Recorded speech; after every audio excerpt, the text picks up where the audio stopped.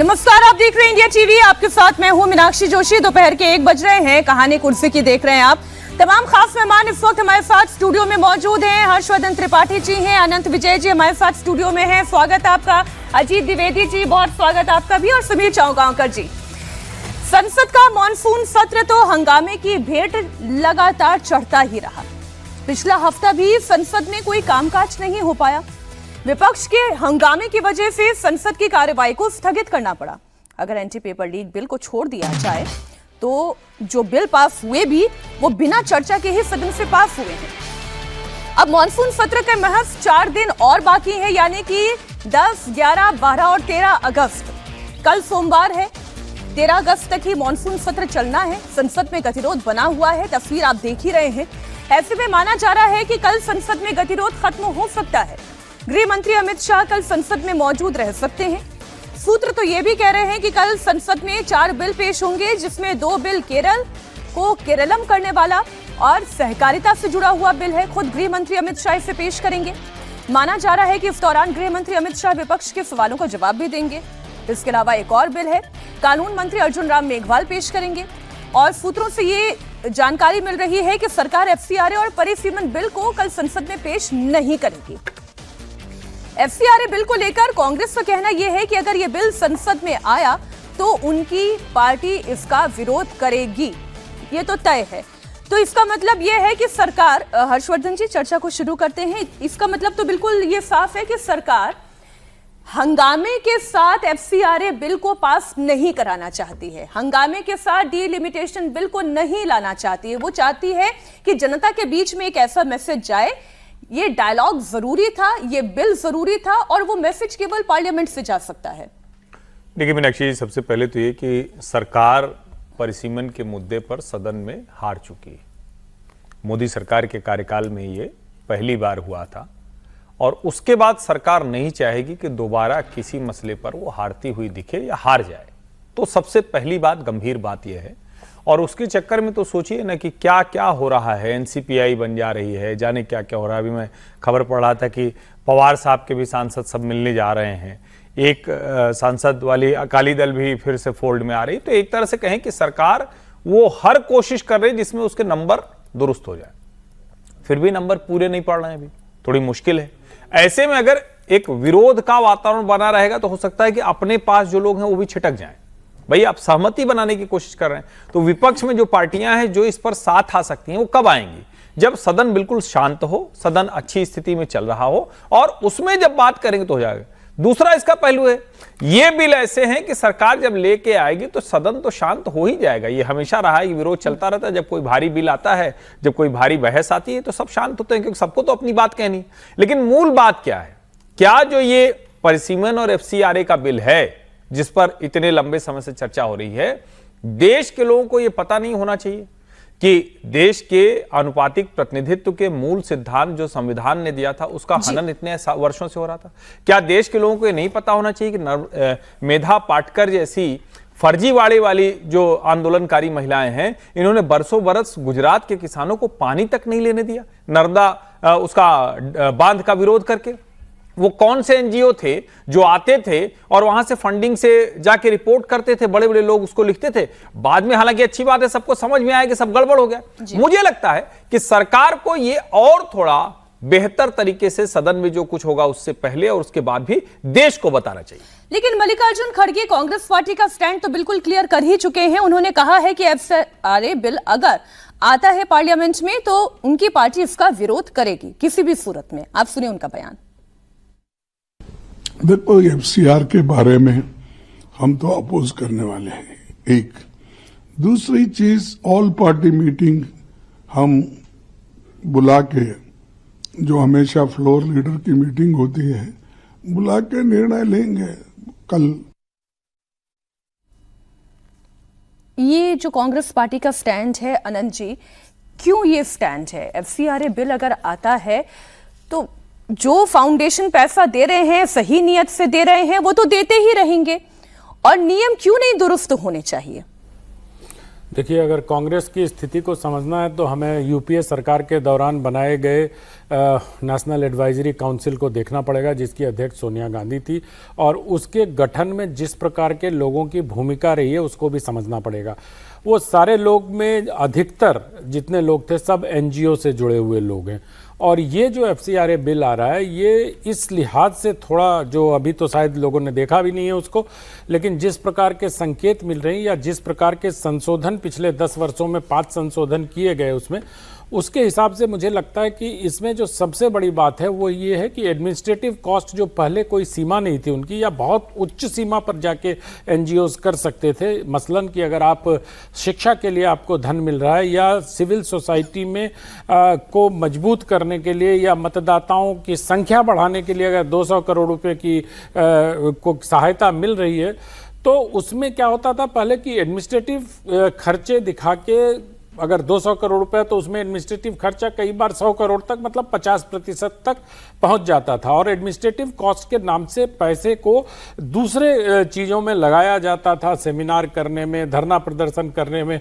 तो अब क्या किया कि सरकार ये इस बिल में, जो आने वाला बिल है उसमें जो संकेत हैं वो इस प्रकार के हैं कि 10% तक अधिकतम आप प्रशासनिक कार्यों के लिए खर्च कर सकते हैं। प्रशासनिक कार्य क्या है? आप उसके लिए ऑफिस बनवा सकते हैं, उसके लोगों की सैलरी दे सकते हैं, और वो जो तमाम चीज़ें प्रशासन से जुड़ी होती है वो कर सकते हैं। अब इससे सबसे बड़ा संकट ये हो जाएगा कि जो धन आएगा उसको अन्य किसी चीज़ में खर्च करने में तमाम एनजीओ को दिक्कत आएगी। मसलन अगर धर्म के प्रचार के लिए आ रहा है तो धर्मांतरण में उसको नहीं दिया जा सकेगा, और आपने धर्मांतरण में खर्च नहीं किया इसका प्रमाण आपको सरकार को देना पड़ेगा।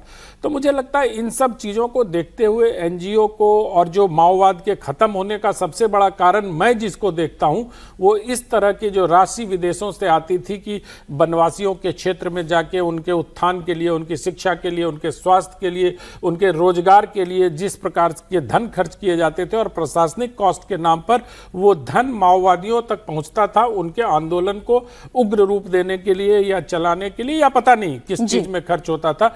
तो इस पर लगाम लगने से जो इस प्रकार एनजीओ का इकोसिस्टम है, जो मोटे तौर पर कांग्रेस पोषित और कांग्रेस समर्थित एनजीओ हैं, उनको बड़ी परेशानी हो रही है। तो कांग्रेस का स्टैंड तो बिल्कुल ठीक है, वो अपने समर्थकों के पक्ष में ऐसी बात करेंगे ही, लेकिन मीनाक्षी जी मुझे लगता है कि ये एफसीआरए बिल राष्ट्रहित में है, क्योंकि अब तो अमेरिका का भी एक स्टेट है, नाम भूल गया मैं उसका, उसने कहा है कि गवर्नमेंट टू गवर्नमेंट हम सीधा अगर डील करना भारत सरकार चाहती है तो हम उसके लिए तैयार हैं। बीच में ये एनजीओज को लाने के लिए अब सरकारें भी उत्सुक नहीं हैं। तो देखते हैं कल क्या होता है, सोमवार को किस प्रकार। अजीत जी, अभी अमेरिका की बात जो लेकर आए अनंत जी, अमेरिका का स्टैंड तो ये भी है कि उनको इस बात का डर सता रहा है कि अगर सरकार ये बिल लेकर आ गई तो फिर उनकी तरफ से जो फंड आ रहा था, उनके अपने एजेंडे से जो आ रहा था, वो फिर कैसे होगा? नहीं, ये बात तो है ही, लेकिन अब जितनी बातें अभी हम अनंत जी ने कही जो है वो एनजीओज का एक पहलू है, उसको लेकर के हम लोग पहले भी चर्चा करते रहे, और देश की राष्ट्रीय सुरक्षा, सामाजिक सुरक्षा और इन सब चीज़ों को लेकर के उससे चैलेंजेस खड़े होते थे, वो एक थ्रेट था, वैसे कई चीज़ें थी। लेकिन ऐसे एनजीओ बड़ी संख्या में अपने आप उनके एफसीआरए के लाइसेंस समाप्त हो गए हैं। इस देश में 14,000 के करीब एनजीओज के जो एफसीआरए लाइसेंस थे वो या तो निरस्त हो गए, निरस्त कर दिए गए, या वो वापस आए ही नहीं अपना रिन्यू कराने। तो 24-25 हजार के करीब या 30,000 उसके हमको लगता है कि उससे ज़्यादा ही रहे होंगे। 14-15 हजार बंद हो गए, आए नहीं, अपना रिन्यू नहीं कराया। अभी कुछ जो बचे हुए हैं, जितने एनजीओज बचे हुए हैं, उनको मॉनिटरिंग का आपको एक सिस्टम बनाना है। बाहर का फंड आना बंद कर देना उसका समाधान नहीं हो सकता है, और ये मकसद भी नहीं है सरकार का कि हम बाहर से जो फंड आ रहे हैं उनको बंद कर दें, क्योंकि उनका हम लोगों की इकोनॉमी में भी एक बड़ा योगदान रहता है। और अभी देखिए ना, अभी कितने महत्वपूर्ण ढंग से या कितने मुखर ढंग से ये बताया गया कि जो दरबार साहिब है, अकाल तख्त है, उसके लिए जो उसका एफसीआरए का लाइसेंस है उसको रिन्यू किया गया। तो ऐसी संस्थाओं को भी एफसीआरए के जरिए पैसा आता है। तो उस पैसे को बंद करना मकसद नहीं है, रेगुलेट करने की बात है। तो आप रेगुलेट करने के लिए भारत के पास बहुत सारे कानून हैं, इस कानून में भी बहुत सारे प्रोविजंस किए गए हैं। जो आपत्ति का सबसे बड़ा कारण है, उस पर सबसे ज्यादा चर्चा हुई भी है, कि वो ये है कि सरकार संपत्ति, आप एफसीआरए का इस्तेमाल करके जो बनाएंगे संपत्ति, उसको सरकार जब्त कर लेगी। अब ये काम करने के क्रम में जो एनजीओज हैं वो अपना इंफ्रास्ट्रक्चर बनाते हैं।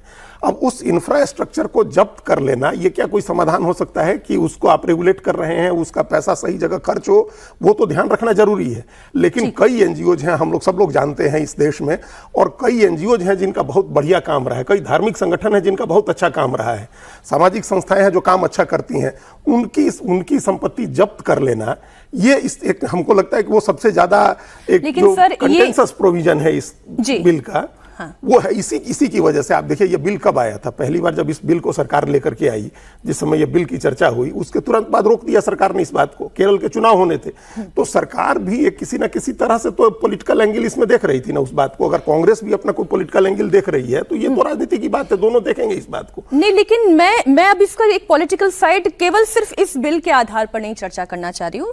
ये जो बात जो हर्षवर्धन जी ने कही कि अब तो अमित शाह भी हैं पार्लियामेंट में, राहुल गांधी इतने दिनों से क्या कह रहे थे कि अमित शाह संसद से गायब क्यों हैं, उन्हें जवाब चाहिए था, अब तो गृह मंत्री आएंगे ऐसा सोर्सेस कह रहे हैं, सहकारिता विभाग का जो बिल होगा वो भी वो पेश करेंगे, विपक्ष के सवालों का हो सकता है इसमें वो जवाब भी दे दें, लेकिन फिर भी इतनी मान मनव्वल चल रही है, एक कंसेंसस नहीं बन पा रहा है विपक्ष और सरकार के बीच में। इस पर एक क्विक कमेंट, फिर मैं सुमीर जी के पास जा रही हूँ। देखिए, ये आम सहमति बनाने की सरकार कोशिश कर रही है इसको, लेकिन एफसीआरए बिल ऐसा है जिस पर इस बिल पर सहमति नहीं बनेगी। हाँ, सरकार इसका इस्तेमाल, अब सवाल यह है कि सरकार क्या इसका मोल भाव के लिए इस्तेमाल कर सकती है? एफसीआरए बिल का मोल भाव का मतलब बार्गेनिंग चिप के तौर पर सरकार इस्तेमाल कर सकती है। कल प्रधानमंत्री से सुप्रिया सुले और शरद पवार की एनसीपी के लोग भी मिलेंगे और वो एफसीआरए के लिए मिल रहे हैं, एफसीआरए बिल पर बात करने के लिए। वो परिसीमन का मामला नहीं है, अनादि शक्ति बंधन कानून का मामला नहीं है। तो बार्गेनिंग चिप के तौर पर क्या सरकार इस्तेमाल कर सकती है कि गृह मंत्री आए और एफसीआरए बिल के बहाने या किसी बिल के बहाने जो अपोजिशन के सवाल है उनका जवाब भी दे दें। ये इस बिल को सरकार डेफर कर दे, डेफर करने का मतलब संसदीय समिति को भेज दे, कोई जेपीसी बन जाए या कुछ और ट्रिक किया जाए इसमें जैसा किया गया था, और उसके बाद परिसीमन बिल पर और नारी शक्ति बंधन कानून में संशोधन के बिल पर सहमति बने। ये अब असली कल इस बात को देखने की जरूरत होगी। अच्छा, दो बिल ऐसे हैं जिनके ऊपर सबसे ज्यादा चर्चा हो रही है, एक एफसीआरए बिल जिसका हमने डिटेल में यहां पर एनालिसिस किया, और दूसरा है डिलिमिटेशन बिल यानी कि परिसीमन बिल, जिसे लेकर कहा यह जा रहा है कि सरकार ने अपना जादुई आंकड़ा जुटा लिया है। अकाली दल और डीएमके भी इसके सपोर्ट में आ गई है, लेकिन कांग्रेस पार्टी इसका विरोध कर रही है। परिसीमन बिल पर वो सवाल उठा रही है और इसे लेकर कांग्रेस और सरकार के बीच में जुबानी जंग भी हुई है। इसकी शुरुआत कांग्रेस की टाइमलाइन को देखिए तो आपको समझ में आएगी। कांग्रेस ने एक्स पोस्ट पर राहुल गांधी का एक बयान डाला। कांग्रेस पार्टी ने लिखा कि महिलाओं की अभिव्यक्ति के बिना हमारा देश अधूरा और अविकसित है, और इसका जवाब केंद्रीय संसदीय कार्य मंत्री किरण रिजिजू ने दिया।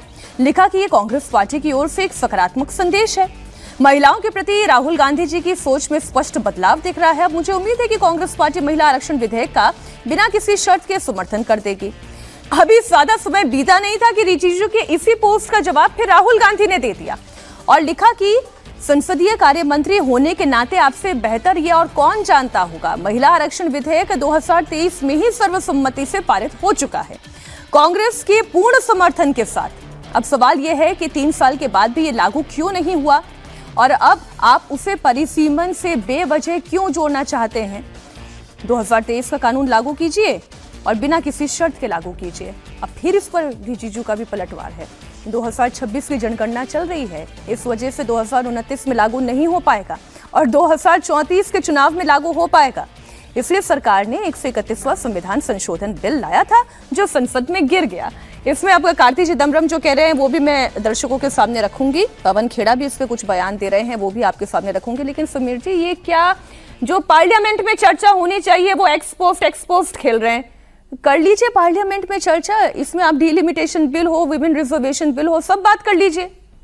देखिए, पार्लियामेंट में नहीं हो रही, इससे तो सोशल मीडिया के ऊपर सब अपनी अपनी बात को रख रहे हैं।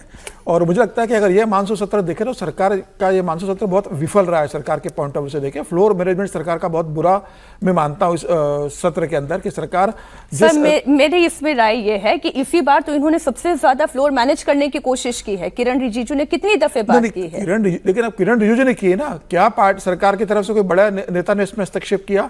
किरण रिजिजू का वो कद नहीं है ना, आपने को संसदीय कार्य मंत्री बना दिया, लेकिन राजनीतिक रूप से उनका वो राजनीतिक कद नहीं है कि वो बड़े स्तर पर चीजें कर सके। तो मुझे लगा सरकार अगर चाहती है, सरकार को लगता है कि किरण रिजिजू से संभल नहीं रहा फ्लोर मैनेजमेंट, तो सरकार बैकडोर से बड़े नेताओं को इन्वॉल्व कर सकती थी। राजनाथ इसमें इन्वॉल्व हो सकते थे, अमित शाह जी इसके अंदर इन्वॉल्व हो सकते थे, कोई दूसरे बड़े नेता इसके अंदर इन्वॉल्व होते हैं और सरकार की इच्छा शक्ति लगती है कि सरकार चाहती है कि फ्लोर चले। तो मुझे लग रहा है कि फिलहाल परिसीमन को लेकर जो गतिरोध बना हुआ वो बना रहेगा। सरकार ये कोशिश कर रही थी कि किसी तरीके से इस पर सहमति बने, चर्चा हो और पार्लियामेंट सुचारू रूप से चले। सरकार भी FCR भी लेकर नहीं आ पाई है। आज 20 तारीख से सेशन शुरू हुआ है, आखिरी के 4 दिन बचे हुए। पहले का सत्र पूरा जिस तरीके से धर्मेंद्र प्रधान को लेकर लंबा विरोध हुआ, उसके बाद हुआ उनका इस्तीफा, उसके बाद लगातार विपक्ष हंगामा करता रहा। तो मुझे लग रहा है कि अभी 4 दिन सरकार के लिए बहुत क्रूशियल है। अब 4 दिन में सरकार क्या क्या बिल लेकर आएगी। अब कहा जा रहा है कि अमित शाह जी पार्लियामेंट में बिल लेंगे, तो जरूरी तो नहीं है कि सहकारिता का बिल अमित शाह जी रखे। वो कृष्णपाल गुर्जर और मुरलीधर माहौल जो सहकारिता MOS मंत्री है वो भी बिल को रख सकते हैं। ये जरूरी नहीं कि कैबिनेट मंत्री उस बिल को लेकर आए।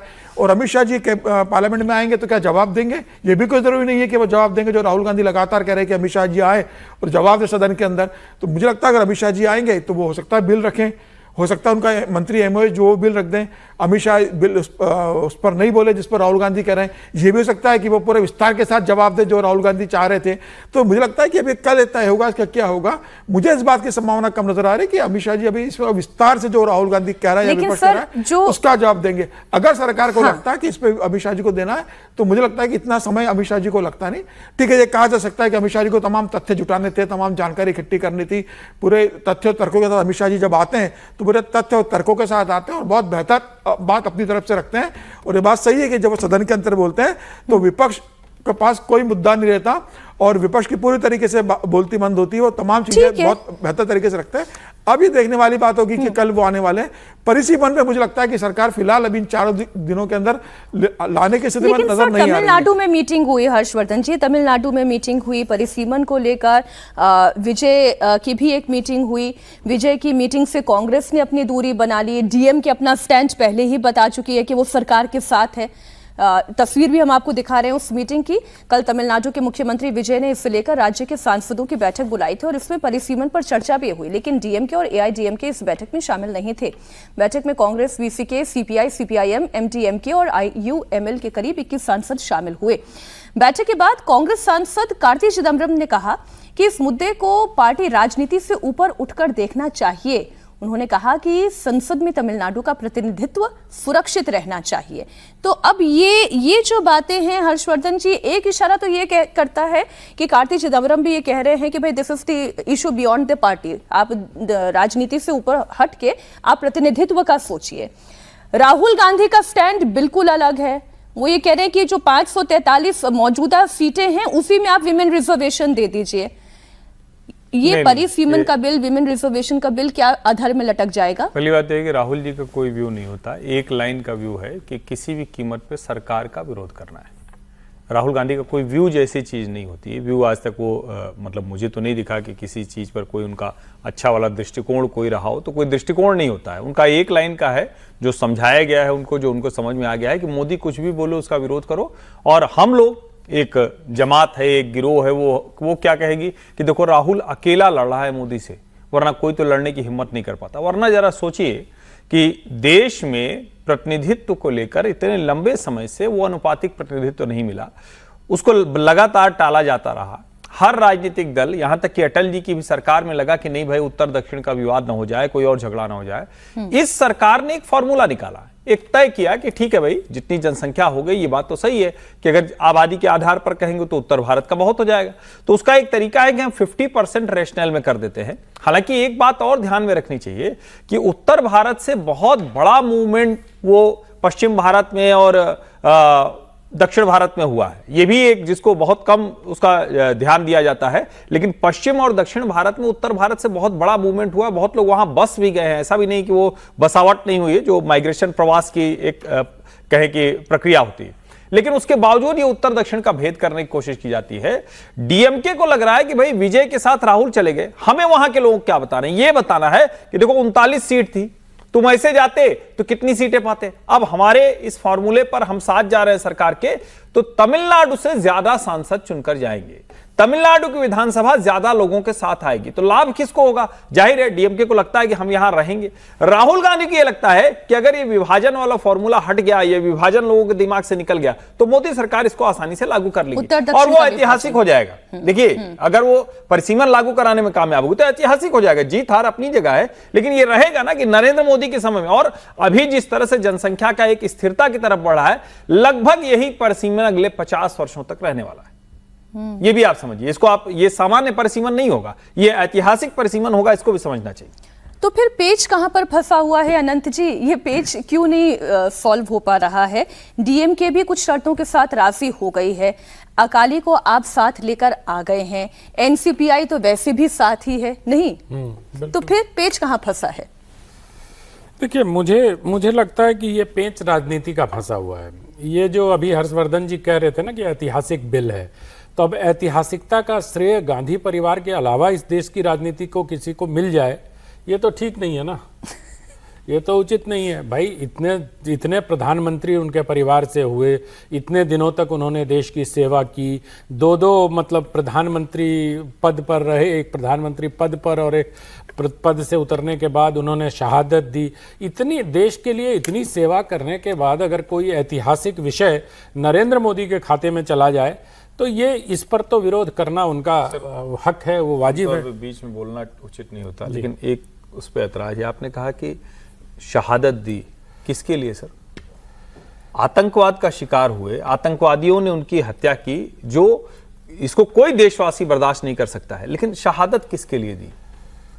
देश के लिए दिया सर। आप लोग नहीं समझेंगे, क्योंकि आप लोगों ने वो एक पूर्वग्रह से ग्रसित हैं। आपको लगता है कि वो शहादत नहीं थी, लेकिन आतंकवाद से, कांग्रेसी से किसी से बात करिए, वो आपको समझा देंगे कि परिवार के 2 लोगों ने देश के लिए शहादत दी। तो खैर, इस पर ये विवाद का विषय हो सकता है और अलग अलग बात भी हो सकती है, लेकिन मुझे ऐसा लगता है कि इतनी देश की सेवा करने के बाद कोई ऐतिहासिक बिल नरेंद्र मोदी पेश कर दे, ये तो उचित बात नहीं है ना राजनीति के लिहाज से। इस पर तो राहुल गांधी का विरोध करना बनता है कि कोई भी एक इस तरह से उठ के आया व्यक्ति, एक तरफ वो नेहरू जी को अपदस्थ करने के लिए लगातार नैरेटिव चलाया जा रहा है कि नेहरू जी से ज़्यादा समय तक चुने हुए प्रधानमंत्री हो गए और उस तरह हो गए, तो क्या मतलब अब नरेंद्र मोदी अपने ऐतिहासिक निर्णयों से गांधी परिवार का सब कुछ धो पोंछ देंगे और ये बर्दाश्त करें राहुल गांधी? आप लोग यही सोचते हैं?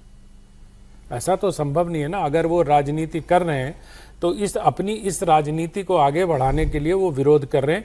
लेकिन ऐसा होता है कि कई बार जब आप ईगो में राजनीति करने लगते हैं तो वो कई बार उल्टा पड़ जाता है। और मुझे लगता है कि इस बार जिस प्रकार से आपने देखा कि पिछली बार जब डिलिमिटेशन बिल और महिला आरक्षण बिल पर भारत सरकार हारी, और हमारे सारे को पैनलिस्ट इस बारे में, खास करके हर्षवर्धन जी और समीर जी कह रहे हैं कि मतलब सरकार की हार हो गई और बहुत, लेकिन उस हार के बाद का परिणाम जो चुनाव का आया पश्चिम बंगाल का, वो तो ऐतिहासिक था। लोगों को ये बात तो समझ में आई ना। तो मुझे लगता है कि राहुल गांधी अपना प्रयास करते रहेंगे और भारतीय जनता पार्टी भी, चूंकि ये ऐतिहासिकता की ओर बढ़ा हुआ एक कदम है, इसमें एक देश की भविष्य, मतलब देश का जो राजनीतिक लैंडस्केप है वो चेंज होने वाला है। इसलिए भारतीय जनता पार्टी भी प्राणपण से जुटेगी और मुझे तो लगता है कि मंगलवार बुधवार में से किसी दिन ये बिल आ सकता है संसद में। और अगर संभव हुआ, और संभव क्या, वो तो अगर सत्ता पक्ष चाहे तो संभव हो ही जाता है, तो संसद का समय भी 1-2 दिन बढ़ा, क्योंकि इस बार मुझे लगता है कि डिलिमिटेशन पर इतनी तैयारी के बाद भी अगर सरकार पीछे कदम खींच लेती है तो फिर तो ये एक तरीके से बहुत आगे जा, कहाँ रुकेगा फिर मुझे पता नहीं, क्योंकि वो फिर संभव हो नहीं पाएगा। तो जितना गुणा भाग अजीत जी करना था उतना गुणा भाग तो हो चुका है। अब इसके बाद और क्या गुणा होगा ये समझ नहीं आता, लेकिन वो विभाजन तो अभी भी मत का दिखाई दे रहा है, एक कंसेंसस नहीं है, इसलिए ये बिल नहीं आ रहा है। अब एक डेटा जो जरा हमारे पैनल डायरेक्टर जरा चला दें, वो डेटा, इसमें समाजवादी पार्टी, कांग्रेस पार्टी, उसमें कितना महिला सांसदों का प्रतिनिधित्व है और फिर कितनी महिला सांसद उसमें जुड़ जाएंगे। अब देखिए अभी की जो मौजूदा स्थिति है, 86 पुरुष सांसद और महिला सांसद की संख्या देखिए 13, मात्र 13 है। इसी को तो ठीक करना है, क्या ये कांग्रेस पार्टी नहीं समझ पा रही ये हर है? पार्टी केवल का कांग्रेस आंकड़ा की नहीं, समाजवादी पार्टी और आप बीजेपी को भी देखेंगे तो वही है। वही होगा। देखिए, अब इसमें हम आनंद जी की बात या हर्षवर्धन जी की बात को काटना नहीं चाहते हैं, लेकिन ऐतिहासिक काम तो हो चुका है ना, बिल तो पास हो चुका है और कांग्रेस ने सपोर्ट किया था। 2023 में जब नई संसद भवन की नई इमारत है, उसमें पहला बिल यही आया था, नारी शक्ति वंदन कानून आया था और उसको सभी पार्टियों ने एक राय से समर्थन देकर के बिल को पास करा दिया 2023 में। अब ये हमारी जानकारी में पहली बार हो सकता है कि आनंद जी और हर्षवर्धन जी या समीर जी करेक्ट करें, एक ऐसा कानून बना कि 3 साल में लागू नहीं हुआ और उसको संशोधित किया जा रहा है। असली कंट्रोवर्सी है नारी शक्ति वंदन कानून के संशोधन का मामला है मीनाक्षी जी। परिसीमन बिल तो साधारण बिल है, वो तो आपको सदन में उपस्थित सदस्यों की सामान्य संख्या से सामान्य बहुमत से पास हो जाएगा और परिसीमन तो 2009 में हुआ ही था। तो परिसीमन कोई मसला नहीं है। परिसीमन बिल जो है सामान्य बिल है और परिसीमन के 2 बिल थे, एक केंद्र शासित प्रदेशों के लिए और एक बाकी प्रदेशों के लिए 2 बिल थे। 3 बिल आपको ध्यान होगा कि 16 अप्रैल को पेश किया गया था। एक नारी शक्ति वंदन कानून में संशोधन का बिल था और 2 परिसीमन के बिल थे। परिसीमन का बिल साधारण बहुमत से पास होना है और जो नारी शक्ति वंदन कानून है, जो 131वां संशोधन कानून है, उसके लिए 2/3 बहुमत चाहिए और आधे राज्यों से समर्थन, उसको विशेष बहुमत की जरूरत है। और उसमें 2 चीजें बहुत स्पष्ट हैं, साधारण बहुमत टोटल का मतलब 273 से संख्या कम नहीं होनी चाहिए और उपस्थित सदस्यों के 2/3 बहुमत से पास होना चाहिए उस बिल को। तो ये पहले ये कानून बन चुका है, अब इंप्लीमेंटेशन पहले करना है सरकार को, इसलिए सरकार एक संशोधन का बिल ले आ रही है। पहले जो कानून 2023 में बना था उसको पढ़िए, उसमें कहा गया है कि जनगणना होगी और जनगणना के आंकड़ों के आधार पर परिसीमन होगा और उस परिसीमन में से 1/3 सीटें आरक्षित की जाएंगी। संशोधन यह है कि जनगणना का क्लॉज उसमें से हटा दिया जाए और जनगणना का क्लॉज हटा करके पहले की जनगणना के आंकड़ों के आधार पर ही परिसीमन किया जाए। यह है कंट्रोवर्सी का मामला। कांग्रेस क्यों इसका विरोध कर रही है वो समझ में आने वाली बात नहीं है, क्योंकि जब कांग्रेस ने पहले समर्थन किया है तो ये नियम 2034 से लागू हो या 2029 से लागू हो, उसे क्या फर्क पड़ना है। ठीक है, 2029 से अगर लागू होता है, सरकार ये कह रही है कि हम 2011 के जनगणना पर या डीएमके के लोग जैसा कह रहे हैं कि 1971 की जनगणना को आप लॉक करें, उसी के आधार पर लॉक करके अगर सीटें बढ़ जाती हैं और उसमें से 1/3 सीटें महिलाओं के लिए आरक्षित हो जाती हैं तो इसका विरोध नहीं किया जाना चाहिए। ये कांग्रेस को इसका समर्थन करना चाहिए और ये कह के कि हमने पहले समर्थन किया हुआ है और अभी भी हम समर्थन कर रहे हैं, ये कांग्रेस को समर्थन करना चाहिए इसका। अब ठीक आप भी बोल लीजिए। बात एक ही आने वाली है, मुझे लग रहा है। अनंत जी आप बोलिए। मैं सिर्फ इतना कहना चाह रहा हूं, अजीत जी ने बहुत विस्तार से इसकी चर्चा की, लेकिन जो एक तो संसद में अगर किसी कानून में कोई कमी रहती है तो उसको संशोधित करने का संवैधानिक प्रावधान है, उसी प्रावधान के तहत ये लाया गया है। दूसरी बात, जो नारी शक्ति वंदन अधिनियम 2023 में पास हुआ, उसमें ये लिखा गया था कि सीटों की संख्या 1/3 तभी रिजर्व की जाएगी और उसका आधार प्रकाशित जनगणना के आंकड़े होंगे। तो यही मैं कह रहा हूं, तो प्रकाशित जनगणना के आंकड़े के हिसाब से अभी आपको 2011 के हिसाब से करना पड़ेगा। सरकार भी प्रकाशित मतलब अब 2026 में जो चल रहा है उसके बाद जो प्रकाशित होगा आंकड़े उसके आधार पर होगा। सरकार बस इतना चाह रही है कि उसमें जो प्रकाशित आंकड़े अभी हमारे पास हैं उसके आधार पर कर दिया जाए और उसके लिए एक फॉर्मूला लाया था और सबने, पूरे राष्ट्र ने देखा था कि संसद में किस प्रकार अमित शाह ने कहा था कि आप अगर इसके लिए तैयार हो तो 1 घंटा रुक जाओ, मैं संशोधन करके ले आता हूं। तो इन सारी चीजों को तकनीक में उलझा के और इन सब चीजों को करने से मुझे लगता है कि आप नारी शक्ति वंदन अधिनियम को टालना चाहते हैं। अरे एक बार उसको हो जाने दीजिए, उसके बाद जैसे संशोधन करना है करते रहिए। कल कुछ मुलाकातें हुई हैं और उन मुलाकातों की वजह से 3 राज्यों में सियासी हलचल बढ़ी हुई है। प्रधानमंत्री नरेंद्र मोदी सुखबीर बादल से मुलाकात के बाद एक और बड़ी मीटिंग अब करने जा रहे हैं। राष्ट्रवादी कांग्रेस पार्टी यानी शरद गुट के सांसद कल प्रधानमंत्री नरेंद्र मोदी से मुलाकात करने वाले हैं। मोदी के साथ मुलाकात के दौरान शरद पवार की पार्टी के सभी 8 सांसद मौजूद रहेंगे। सुप्रिया सुले ने कहा कि सभी सांसद महाराष्ट्र के मुद्दों को लेकर प्रधानमंत्री से बात करेंगे। उनसे मुलाकात के लिए औपचारिक समय मांगा गया है। उन्होंने हमें शिवसेना के सांसदों की तरह नाश्ते पर नहीं बुलाया है, सवाल ये है कि क्या डिलिमिटेशन बिल पर अब मोदी जी को शरद पवार का भी साथ मिलने जा रहा है, और अगर ऐसा होता है तो सरकार लोकसभा में नंबर गेम में बहुत आगे निकल सकती है। और ये चर्चा कोई नई नहीं है। इससे पहले भी जब शरद पवार की सुमेर से मुलाकात हुई थी प्रधानमंत्री नरेंद्र मोदी से, और सुप्रिया सुले भी उस मीटिंग के अंदर मौजूद थी, तब भी ये चर्चा थी कि क्या डिलिमिटेशन बिल को लेकर शरद पवार गुट नरमी दिखा रहा है। सुप्रिया सुले का उस वक्त का बयान भी मुझे ध्यान है। देखिए, अगर अभी तक की बात करो, सरकार के पास बहुमत नहीं है। अगर सरकार के पास बहुमत होता 2/3 मेजोरिटी, तो सरकार अभी तक इंतजार नहीं करती। सेशन के अंदर 5 तारीख को 6 तारीख को सरकार को जब लगता सर बिल लेकर सरकार आ जाती, तो सरकार को अभी ये लग रहा है कि भाई एक बार हम बिल लाकर मुंह खा चुके, तो कोई ऐसा ना हो कि दूसरी बार हमें संकट हो। तो पहले अपने जो आंकड़े वो पहले दुरुस्त कर ले, पूरा बहुमत हो जाए, उसके बाद ही हम पार्लियामेंट में इसको लेकर आएंगे। और अभी भी जिस तरीके से सुप्रिया सुले का जो बयान आया था कि FCRA का हम विरोध करने वाले हैं, अभी भी उन्होंने परिसीमन को लेकर बहुत स्पष्ट नहीं कहा है कि हम समर्थन करेंगे। भले ही शरद पवार की सुप्रिया सुले और शरद पवार के प्रधानमंत्री से मुलाकात हुई थी, उस समय भी ये तय नहीं हुआ था कि समर्थन देने वाले हैं। अभी भी सरकार को लग रहा है कि भाई क्या समाजवादी पार्टी, क्योंकि सिर्फ शरद पवार के समर्थन से समस्या का समाधान नहीं है कि शरद पवार समर्थन दे दे या अकाली दल समर्थन दे दे या उद्धव ठाकरे के 3 सांसद समर्थन दे दे तो सरकार के पास बहुत आ जाएगा। सरकार इस बात को जानती है कि उनको पूरे DMK का समर्थन लगेगा और समाजवादी पार्टी पर उनके साथ आ जाती है, बहुत कंफर्टेबल पोजीशन में सरकार आ जाएगी और सरकार उसको बहुत बेहतर तरीके से पास कराने की कोशिश कर रही है। और शायद इसलिए सरकार, मुझे लगता है कि राहुल गांधी से भी लगातार जिस तरीके से बात हो रही है कि इस पे सबकी सहमति ली जाए, थोड़ा समय लगे लेकिन सब सहमत हो जाए और सबकी सहमति से इस बिल को पास किया जाए। लेकिन सरकार जानती है कि राहुल गांधी का जो व्यवहार रहता है कि वो बिल्कुल बाल हट में अड़े रहते हैं, मतलब वो किसी के सुनते नहीं है। तो कांग्रेस सरकार इस बात को जानती है कि भाई अगर कांग्रेस को छोड़कर जो पूरा विपक्ष है वो इसके समर्थन में आ जाए, फिर वो DMK ने लगभग सहमति दे दी है। समाजवादी पार्टी से अगर बात हो जाती है, उद्धव ठाकरे ने भी मोटा मोटी सहमति दे दी इस बात को लेकर, शरद पवार समर्थन दे देते, तो मुझे लग रहा है कि सरकार इसको लेकर आएगी और फिर ये बताएगी कि इतने बेहतर चीज को कांग्रेस ने। सुप्रिया सुले ये कह रही हैं कि आप मीटिंग को लेकर कयास ना लगाएं, FCRA बिल को लेकर हमारी पार्टी का स्टैंड वही है जो कांग्रेस पार्टी का भी स्टैंड है कि हम इस बिल का विरोध करने जा रहे हैं। परिसीमन के मुद्दे पर हालांकि उन्होंने कुछ नहीं बोला, परिसीमन बिल पर NDA से अभी कोई चर्चा हुई नहीं है। देखिए भाई, सार्वजनिक तो कोई बयान देगा नहीं ना, बातचीत हो रही होगी, जब सारी बातचीत हो जाएगी और समर्थन देंगे तो खालिया तो समर्थन देंगे नहीं ना। शरद पवार है वो समर्थन देंगे, एक हाथ से समर्थन देंगे तो एक हाथ से कुछ लेंगे, फिर वो महाराष्ट्र में लेंगे, बेटी के लिए कैबिनेट लेंगे, कुछ भी हो सकता है कि महाराष्ट्र की राजनीति में लेंगे कि NDA की गठबंधन में आएंगे या बाहर रह के लेंगे, भविष्य की राजनीति के लिए कुछ समर्थन चाहेंगे। क्या टर्म्स होंगे शरद पवार के, ये शरद पवार ने होगा, पार्टी की बातचीत हो रही होगी। अब मुझे लगता है कि जब वो फाइनल हो जाएगा तब शरद पवार इस बात का बयान देंगे कि राष्ट्रहित के अंदर हम परिसीमन का समर्थन करने जा रहे हैं और ये बेहतर है। और उनको भी पता है कि उनके विधायकों को, सांसदों को ज्यादा सीटें लड़ने के मिलेंगी।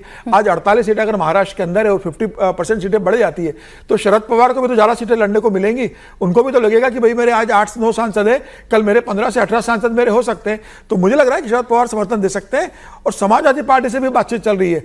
अगर समाजवादी पार्टी तैयार हो जाती है तो मुझे लग रहा है कि सरकार ये बताएगी कि कांग्रेस को आइसोलेटेड करो, अकेला छोड़ो और बाकी सबका समर्थन लेके इस बिल को पास करो और पूरे देश में संदेश जो कि कांग्रेस ने इतना बेहतर विकल्प देने के बाद भी कांग्रेस ने इसका विरोध किया।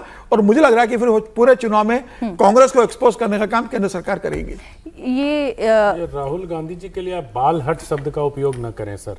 अब 4 साल में वो सीनियर सिटीजन होने जा रहे हैं, आप लोग अभी तक उनको बाल हट, युवा, ये सब कहना बंद करिए सर। बाल बुद्धि तो है अभी। 4 साल में सीनियर सिटीजन हो जाएंगे सर वो। फिर आप क्या कहेंगे? बस मुझे इतना ही कहना। मैं इसमें जो महाराष्ट्र में हासिल कर सकते हैं शरद पवार, उस पर अजीत जी जानना चाह रही हूँ कि ये बात तो ठीक है, ऐसे ही तो समर्थन नहीं मिल जाएगा, कुछ उसके बदले में वो चाहेंगे, तो वो क्या हो सकता है? क्या दोनों गुट जो हैं इस वक्त NCP के, उनका वो विलय चाह रहे हैं? क्या चाह रहे हैं वो? देखिए, विलय का मामला सबसे पेचीदा मामला है, उसमें उसी की वजह से, उसमें उसकी जो कॉम्प्लेक्सिटी है उसकी वजह से सारे मामले अटके हुए हैं। ये जो सुनेत्रा पवार है वो नहीं चाह रही हैं कि शरद पवार की पार्टी के साथ विलय हो, क्योंकि उनकी पार्टी के साथ विलय होते ही एक नया संकट खड़ा होगा लीडरशिप का। जी। शरद पवार, अब उनको सुनेत्रा पवार के अपने लीडरशिप की ज्यादा चिंता नहीं है, उनको अपने बेटे पार्थ पवार को नेता बनाना है। और शरद पवार गुट की तरफ से रोहित पवार ऑलरेडी लीडर हैं, खाली सुनेत्रा पवार का और सुप्रिया सुले का मामला हो तो निपट जाए, लेकिन पार्थ पवार और रोहित पवार का मामला कैसे निपटेगा? लीडरशिप किसके हाथ में होगी? राष्ट्रीय अध्यक्ष कौन होगा? उप मुख्यमंत्री सुनेत्रा पवार रहेंगी तो राष्ट्रीय अध्यक्ष शरद पवार गुट का होगा। तो ये जो तमाम इशूज, और सुनेत्रा पवार के पार्टी के अंदर की अपनी कंट्रोवर्सी है, प्रफुल्ल पटेल, सुनील तटकरे और छगन भुजबल, गैर मराठा जो लीडर्स हैं, तो ये असली मामला वहां अटका हुआ है। भाजपा चाहती है कि इन दोनों का बड़े अच्छे तरीके से विलय हो जाए, वहां भी सरकार में रहे और यहां भी सरकार में शामिल हो जाए। फिर वहां वित्त मंत्रालय किसको मिले, यहां मंत्री सुप्रिया सुले बने कि उनकी तरफ से पार्थ पवार बने या कोई और बने। तो ये जो उनकी जटिलताएं हैं, पेचीदगियां हैं एनसीपी के दोनों खेमों के बीच में, उसकी वजह से, और प्रधानमंत्री ये कहीं ना कहीं ये नहीं चाहते हैं कि शरद पवार को उम्र के इस मुकाम पर, इस पड़ाव पर उनको कोई ऐसा झटका दिया जाए जो ठीक नहीं लगे। तो वो चाह रहे हैं कि इसका मतलब समाधान ऐसा निकले कि सबको कबूल हो, सबकी विन विन सिचुएशन बन जाए, ऐसी परिस्थिति हो, बस कांग्रेस एक लूजर के तौर पर दिखाई दे। लेकिन परिसीमन और महिला आरक्षण बिल के मुद्दे पर जो समर्थन मोदी सरकार जुटाने की कोशिश कर रही है, उसमें उनके एक पूर्व सहयोगी अकाली दल का सरकार को साथ मिल गया है। शुक्रवार को सुखबीर बादल ने प्रधानमंत्री मोदी से मुलाकात की थी, जिसके बाद शनिवार को उन्होंने पार्टी के सीनियर लीडर्स के साथ मीटिंग की और फिर सरकार को समर्थन का फैसला भी फाइनल हो गया। जब अप्रैल में यह बिल संसद में पेश हुआ था तो अकाली दल ने इस बिल का विरोध किया था, बिल को पंजाब के साथ धोखा भी करार दिया था और अब अकाली दल सरकार के साथ खड़ी है, जिसके बाद पंजाब विधानसभा चुनाव से पहले बीजेपी और अकाली दल के बीच गठबंधन की भी अटकलें अनंत जी तेज हो गई हैं। तो अकाली के साथ ये मुलाकात, पहले तो पंजाब के साथ धोखा था, अब इसी बिल पर पंजाब में अकाली दल का पूरा समर्थन है। ये सब पंजाब के लिए हो रहा है, वहां पे दोनों पार्टी एक साथ चुनाव लड़े। देखिए, ये जब बादल जूनियर, अब तो खैर बादल यही बचे हैं, तो सुखबीर बादल की जब प्रधानमंत्री से मुलाकात हुई तो उसके रिपल्स इफेक्ट दिल्ली में भी महसूस किया गया। दिल्ली में ही मुलाकात हुई, लेकिन दिल्ली में बैठे उस पार्टी में भी उसका महसूस किया गया असर। और मुझे लगता है कि ये एक सांसद हैं उनके पास, हरसिमरत हैं शायद उनकी, तो एक ही इकलौती सांसद हैं, तो उससे बहुत ज़्यादा अंतर यहाँ नहीं पड़ेगा। ये जो मुलाकात हुई है, ये अब मैं और हर्षवर्धन जी अभी यही बात कर रहे थे, अब मैं कह दूंगा तो शायद इनको मौका नहीं मिलेगा, लेकिन मैं कह देता हूँ क्योंकि अभी प्रधानमंत्री निरंतर सक्रिय हो गए हैं।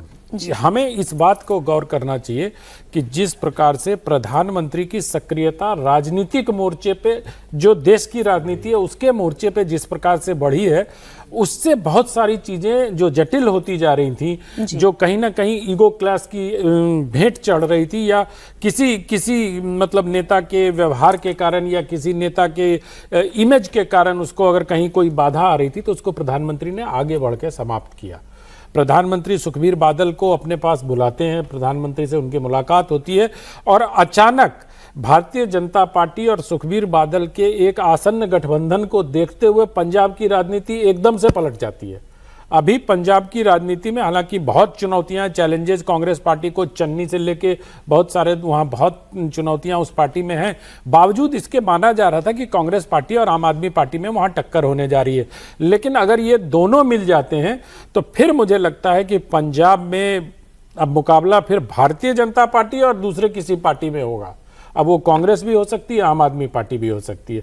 तो इन सारी चीजों को देखते हुए मुझे इस मुलाकात का विधानसभा चुनाव पर ज्यादा बातचीत दिखाई देती है। ये तो एक सांसद की परिसीमन पर एक सांसद हैं, वो आ भी जाएंगी तो बहुत फर्क नहीं पड़ेगा, हालांकि परिसीमन को लेकर एक वोट मायने रख रहा है। लेकिन प्रधानमंत्री की सक्रियता जिस तरह से इन दिनों बढ़ी है, खास तौर से जंतर मंतर के आंदोलन के बाद उनके निर्णय जिस प्रकार से सामने आ रही है, या जिस प्रकार से उन्होंने अपने भाषण की शब्दावली में बदलाव किया, अगर कल आप IIT का उनका भाषण देखें तो बहुत सारी चीजें ऐसे देखने पर लग रहा है कि प्रधानमंत्री ने अब डायरेक्ट कमान संभाल ली है। अपने आप को जो थोड़ा नेपथ्य में रख के वो काम कर रहे थे, अब फिर से वो फ्रंट फुट पे आ गए और 29 तक इसी प्रकार की राजनीति हमें दिखाई देगी। जो सीखेगा वो जीतेगा।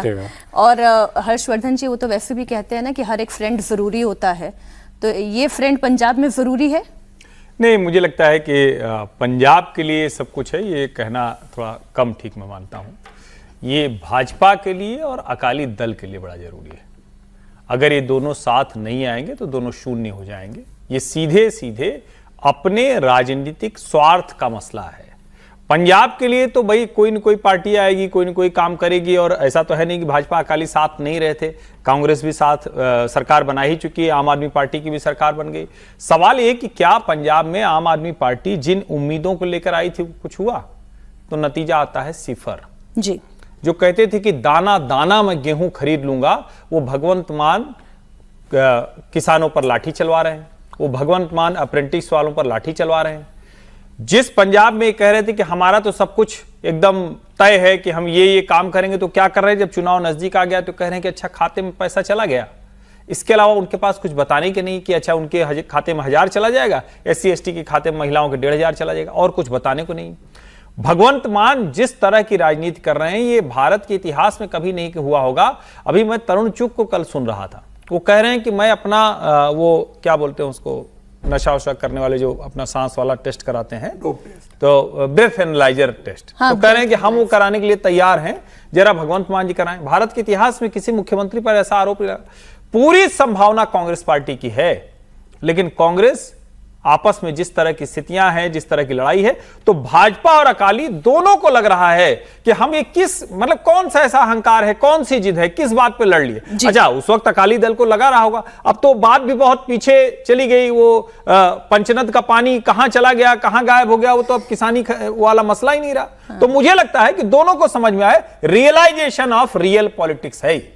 लेकिन ये realization of real politics Congress क्यों नहीं कर पा रही है?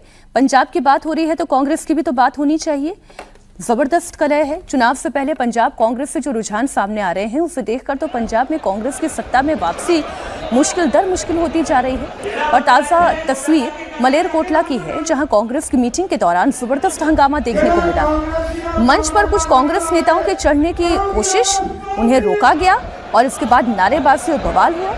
मंच पर पंजाब कांग्रेस अध्यक्ष राजा वड़िंग और प्रभारी भूपेश बघेल मौजूद थे। भूपेश बघेल के खिलाफ इतनी नारेबाजी थी, राजा वड़िंग को माइक संभालना पड़ा। जब मंच से भी बात नहीं बनी तो फिर नीचे उतरकर स्टेज से फिर मामले को संभालना पड़ा, किसी तरह संभाला। कांग्रेस को आत्महत्या करना क्यों इतना पसंद है? अजीत जी। मीनाक्षी जी, अभी कांग्रेस पार्टी को लग रहा था, अभी भी लग ही रहा है कि सत्ता आ रही है, 2027 में हमारी सरकार बनेगी, तो उसके सारे नेता जो हैं वो पहले ही लीडरशिप का मामला निपटाने में लगे हैं कि लीडरशिप का मामला निपट जाए कि सरकार आएगी तो मुख्यमंत्री कौन बनेगा। तो ये पहले से जो ये शुरू हो जाता है ना कांग्रेस के अंदर, जैसे हरियाणा में हम लोगों ने देखा कि सत्ता आनी है, उसके पहले हम लोग मुख्यमंत्री का मामला सुलझा लें। राजस्थान में हो गया कि सत्ता आ रही है, मुख्यमंत्री का मामला सुलझा लें।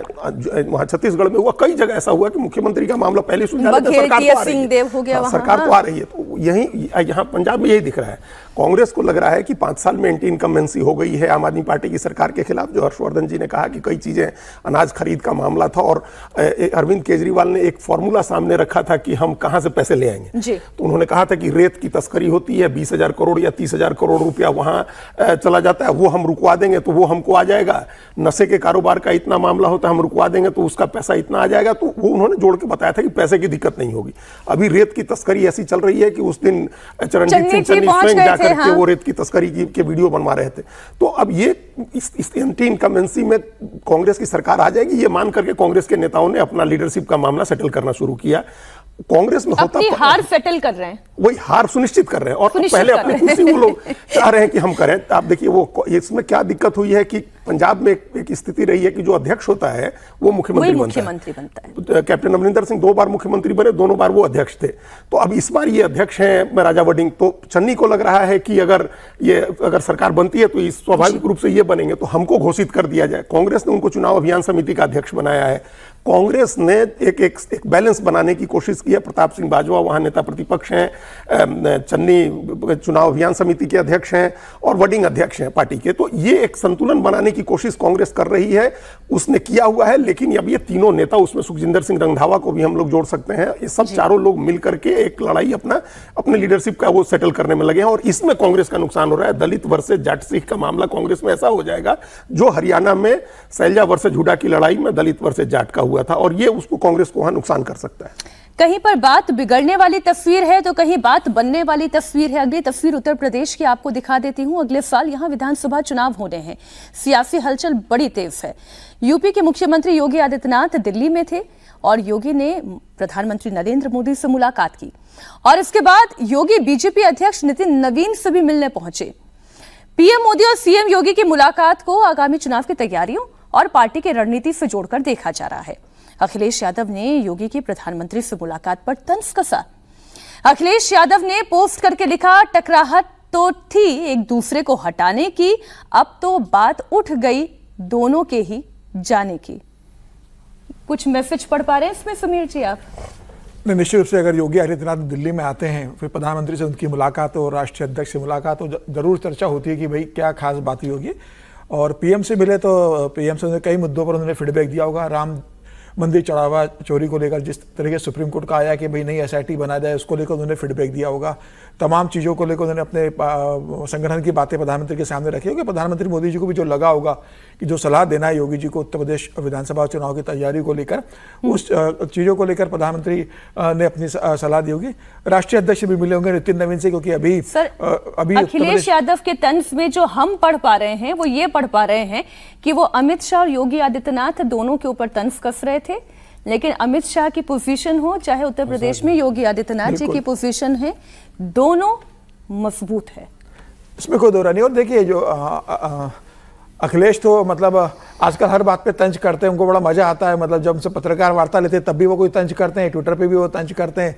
तो ये लगातार चुनाव तक चलने वाला है एक दूसरे के ऊपर तंज करने का। तो अखिलेश यादव ने अपने तरीके से सोच कहा है, और वो किसी भी बात को किस तरीके से व्यंग्यात्मक कहना है, किस तरीके से घुमाना है, अखिलेश यादव उसका आजकल बहुत अपना इस्तेमाल सोशल मीडिया पे बहुत ज़्यादा लगातार वो कर रहे हैं। जब अभी कल योगी जी ने जब उनसे कहा था कि भाई 12 बजे सोकर उठते हैं, 2 बजे तैयार होकर निकलते हैं और 7 बजे महफिल जमाते हैं, उसके बाद भी उन्होंने जिस तरीके से फिर सोशल मीडिया पे जिक्र किया, तो ये चलता रहने वाला है।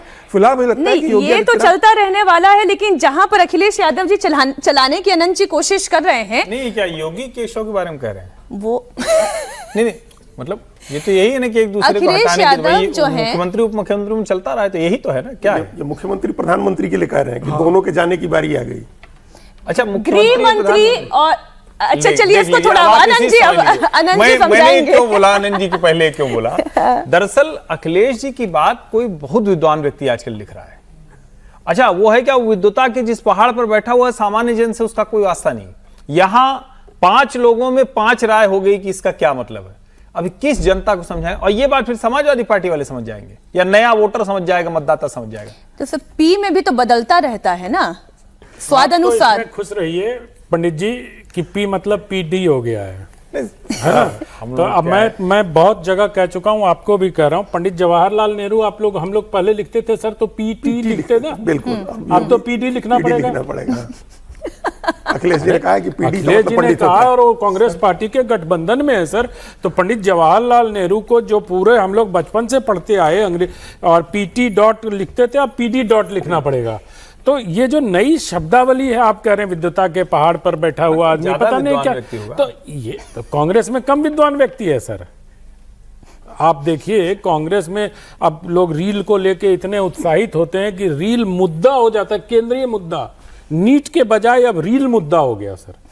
कहीं कोई गूंज कार्यक्रम हुआ ना कल प्रयागराज में, जो छुट्टी पे चले जाने के कारण पोस्टपोन्ड हो गया था राहुल जी के, वो लौटकर उन्होंने गूंज कार्यक्रम किया प्रयागराज में। और इन्हीं का क्या आपका गृह शहर है, तो इनके यहाँ जाके किया राहुल जी ने, और वहाँ रील की महिमा का कॉलेज में हुआ है, हर्षवर्धन के कॉलेज में हुआ है, वहीं पढ़े।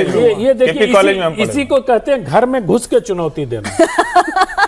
लेकिन सर सुनिए, ये कहानी कुर्सी की का पर्चा कब से लीक होने लगा? ये वाला पर्चा तो मेरा ब्रेक के बाद वाला था। अच्छा, ब्रेक के बाद ही बात करेंगे। चलिए इस पर ब्रेक के बाद बात करेंगे। जो उत्तर प्रदेश की राजनीति पर जो बात हो रही है, उत्तर प्रदेश की राजनीति पर मैंने अभी तुरंत थोड़ी देर पहले कहा कि प्रधानमंत्री ने कमान अपने हाथ में ले लिया है। प्रधानमंत्री जब माइक्रो लेवल पर जाके चीजों को मैनेज करते हैं, तब तक वो चीजें बहुत बेहतर होती हैं। खास तौर पर जब मतलब क्या कहते हैं उसको, बड़े परिप्रेक्ष्य में किसी चीज को करना होता है। ये कहने का मेरा अर्थ किसी और नेता को नीचा दिखाना नहीं है, लेकिन नेतृत्व को सामने आकर अब देखिए ये जो तस्वीर देखिए आप, इस तस्वीर में भी कई लोगों को तंज करने का अवसर मिलेगा कि दोनों के चेहरे पे तनाव है, दोनों के जाने का समय आ गया है। ये सब अब राजनीतिक भविष्यवक्ता हो गए। उस तस्वीर पे आपत्ति ली थी ना कि अध्यक्ष जी ऐसा कर रहे हैं, योगी जी बैठे हैं, उसको लगे किस तरीके से चला है लोगों नहीं, ने। वो तो इस तस्वीर पर भी लोगों ने तंज किया कि योगी आदित्यनाथ जी कहीं जाते हैं तो उनका वो भगवा तौलिया लगता है, लेकिन अमित शाह के सामने बैठते हैं तो वो भगवा तौलिया नहीं लगता, प्रधानमंत्री के सामने बैठते हैं।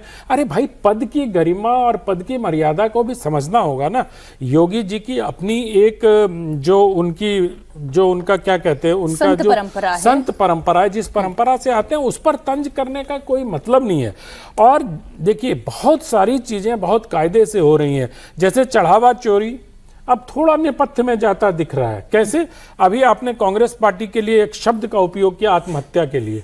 मैं उसको कुल्हाड़ी पे पांव मारना ज्यादा उचित कहूंगा, क्योंकि चढ़ावा चोरी पर वो लोगों ने स्कोर करना शुरू कर दिया था। मुझे लग रहा था कि ये मुद्दा ठीक ठाक जा रहा है, कहां से एक पप्पू को यादव आ गए। हाँ। पप्पू यादव को लाके भगवा पहना दिया, और उतने पे नहीं, श्री राम की मूर्ति गिराई नीचे और वो फिर चप्पल पाँव पहन पास के जा रहे हाँ, हैं। गणेश जी के चरणों तो अब मतलब अब ये सब चीजें तो अब इसलिए वो लोग डिफेंसिव हो गए इस घटना के बाद से। तो ये जो विद्वता के पहाड़ वाली बात है ना, पहाड़ पे बैठे लोगों की दूरदृष्टि तो बहुत अच्छी होती है, लेकिन वो सूक्ष्मता से नहीं देख पाते। उनको लगता है विशाल जन समुदाय आ गया, ठीक है, वो वोटर, लेकिन वो ये नहीं परख पाते हैं कि जो जन समुदाय आया है वो वोट देगा कि नहीं देगा। आजकल दूरदृष्टि जो है ना, वो तमाम पॉलिटिकल पार्टीज की वो जेंजी दृष्टि करने की कोशिश कर रहे हैं। चर्चा हो रही है तमाम राजनीतिक पहलुओं की, और अब जेंजी की चर्चा ऐसी हो रही है, किसी एक दिन आप नहीं गुजारेंगे कि जब जेंजी को लेकर इस फोन पर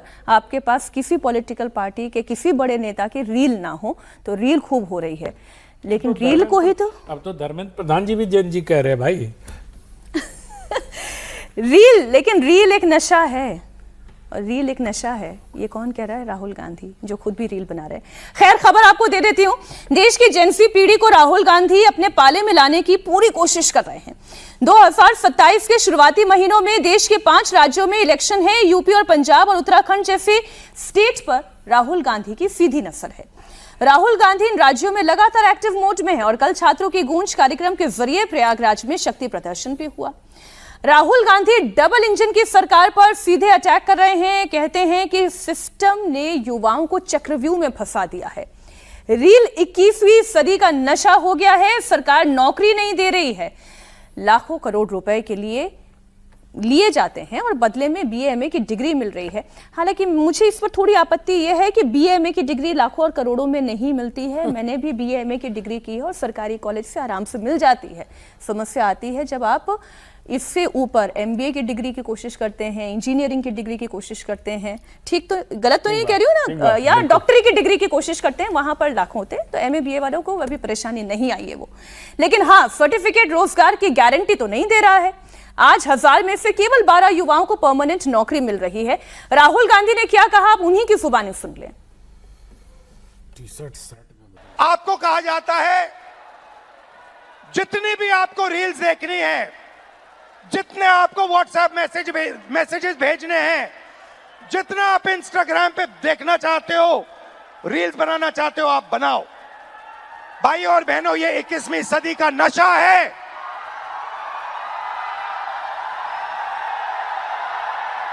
ये 21वीं सदी का नशा है। और फिर आपसे कहा जाता है कि ब्लिंकिट में काम करो, ऊबर में काम करो, मजदूरी करो, 21वीं सदी का नशा लो, मगर तुम्हें नौकरी नहीं मिल सकती, रोजगार। आपने वो करा जो आपके माता पिता नहीं कर पाए। वो अपने डर का सामना नहीं कर पाए, मगर हिंदुस्तान के स्टूडेंट्स, हिंदुस्तान के युवाओं ने अपने डर का सामना किया और देश को बदल दिया। सिस्टम को खत्म, टाटा बाय बाय करना है। खत्म, टाटा बाय बाय। कल कैसा था ये? अब चैप्टर खुला है। देखिए, पहले हम अनंत जी ने इस पे बोलना शुरू कर दिया था, लेकिन चैप्टर अब आपका है प्रयागराज वाला। हाँ, इनका भाई इन्हीं के कॉलेज में बोला उन्होंने। हाँ, हमारे कॉलेज का ग्राउंड है। घर में घुसकर गूंज है। ये है कि हमारे कॉलेज का ग्राउंड अब बहुत छोटा हो गया है। पहले का जो केपी कॉलेज का ग्राउंड था, उसमें अब 3 मैरिज हॉल बन चुके हैं, 1 विद्यालय चलता है। तो ग्राउंड इतना छोटा, वो ग्राउंड बहुत बड़ा हुआ करता था एक समय में। सचमुच वहां रैली करना, जो कांग्रेस के लोग कह रहे हैं, कि उनकी उम्मीदों से 4 गुना अधिक सफल। मैं शब्दशः बोल रहा हूं, कांग्रेस के प्रदेश के एक नेता के आधार पर बोल रहा हूं, वहां जो लोग व्यवस्था में लगे थे उनके आधार पर बोल रहा हूं। वो कह रहे हैं बहुत अच्छा कार्यक्रम हुआ, और चूंकि ये दिखा इसलिए नहीं क्योंकि शहर में लोग पूछ रहे हैं, हमने शहर के लोगों से बात की तो लोग कह रहे हैं कहीं तो दिखा नहीं, इतनी भीड़ होती तो शहरवा भी तो कुछ नजर आता। तो कह रहे हैं शहर में इसलिए नजर नहीं आया क्योंकि लोग उस तरह से झंडा उड्डा लेके नहीं गए, लेकिन लोग पहुंचे और अलग अलग जिलों से आए, सब जगह से आए। राहुल गांधी ने वहां जो करना था वो किया, लेकिन उसी शहर में जगह जगह पोस्टर भी लगे थे कि भाई जाना तो था रांची और चले गए प्रयागराज, जापान पहुंच गए, चीन। तो ये जो है ना कि प्रयागराज वाओ, रांची हाय, कैसे होगा, वो कुछ लोग लिख रहे हैं। आजकल तो बड़ा क्रिएटिव लोग हैं तो वो लिख रहे हैं। लेकिन सुबह मेरे मित्र से बात हुई, पत्रकार हैं प्रयाग के, उन्होंने कहा, जानते हैं क्या कहा? उन्होंने कहा कि अरे यार राहुल आए न हमरे संपादक का बड़ा संकट हो गया। तो हम कहे क्या हो गया? कहे संपादक नहीं निकले, कहें कि अब क्या करें यार, एक पन्ना लगाना पड़ेगा, आया है वो, इतना बड़ा कार्यक्रम किया है, देश का नेता विपक्ष है, लिखे क्या? यानी संपादक का धर्म संकट ये था कि अब पूरा पेज तो देना ही पड़ेगा छात्रों की गूंज को, लेकिन हेडलाइन क्या लगाएं? राहुल जी कौन सी ऐसी नई बात कहकर गए, कौन सी ऐसी बात कहकर गए जो जिसको हम कहेंगे नहीं ये हेडलाइन हो गई? मैंने और कुछ लोगों से बातचीत की तो कहे कि भाई राहुल जी का तो इस शहर से वो नाता है, मैं वो फिरोज गांधी वाली कब्र की बात, मजार की बात नहीं कर रहा हूं, नेहरू जी वाली बात कह रहे हैं, मैं आनंद भवन, स्वराज भवन की बात कर रहा हूं।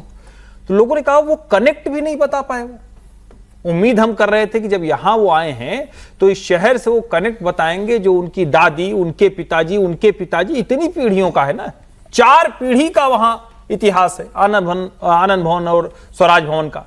हाँ, ये जरूर एक बात दिखी, क्योंकि प्रियंका जी की बिटिया भी गई थी और स्वराज भवन में कुछ समय रही, तो एक मित्र ने और बताया, उन्होंने कहा कि हो सकता है कि अब ट्रस्ट में कुछ परिवर्तन देखने को मिले, क्योंकि सोनिया जी के बाद की पीढ़ी अब स्वराज भवन के ट्रस्ट में शामिल हो जाए।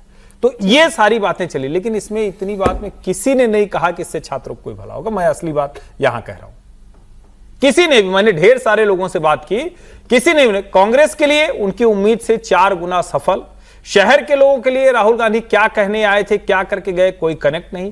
संपादक के लिए, पत्रकारों के लिए भैया हेडलाइन क्या लगाएं, कोई तो ऐसी बात बोल कर जाते। और जो सबसे बड़ी बात यह है कि अल्टीमेटली छात्रों का मुद्दा कहां है, क्योंकि जब ये कहते हैं कि 2026 से अब नौकरियां इतनी घट गई, तो भाई 2004 में जो नौकरियां थी उससे कितने गुना नौकरियां बढ़ गई, जरा उसका भी अनुमान लगाना चाहिए।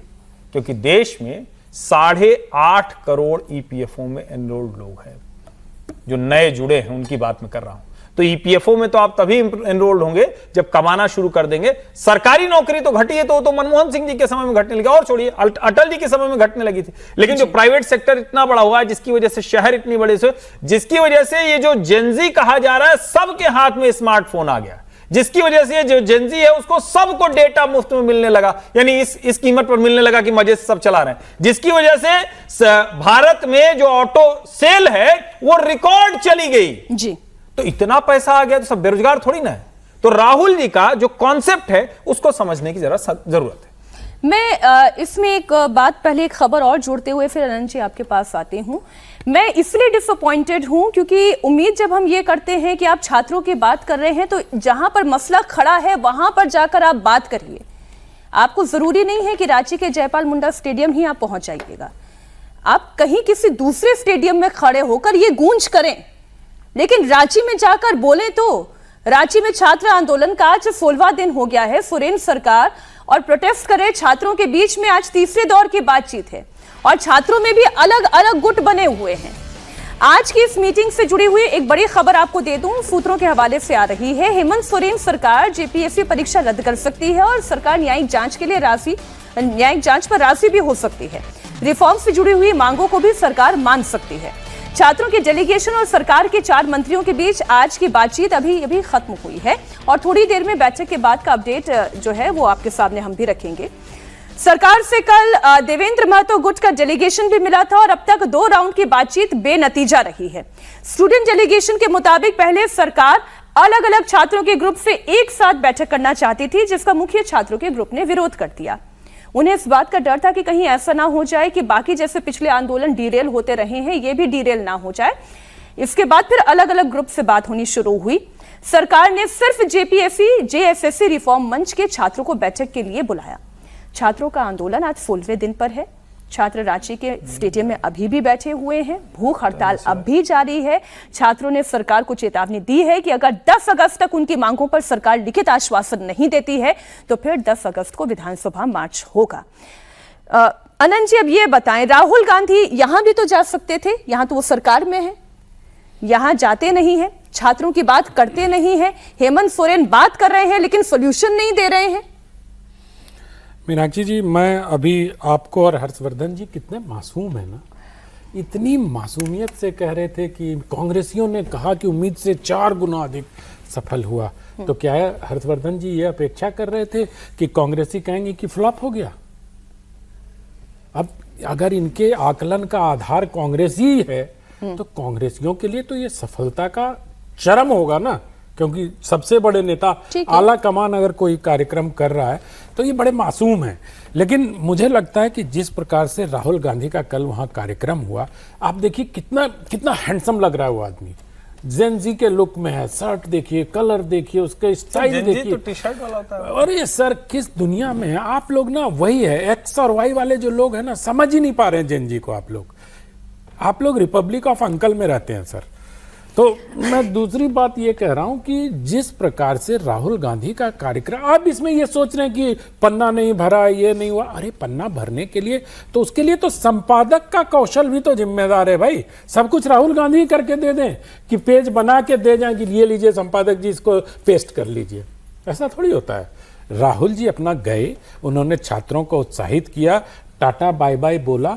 और टाटा बाय बाय वो देखिएगा, अगर झारखंड में, अजीत जी बेहतर बताएंगे झारखंड की बात को, लेकिन अगर झारखंड का आंदोलन समाप्त होता है उसके एक दिन पहले या विधानसभा मार्च के एक दिन बाद राहुल गांधी की एंट्री होगी।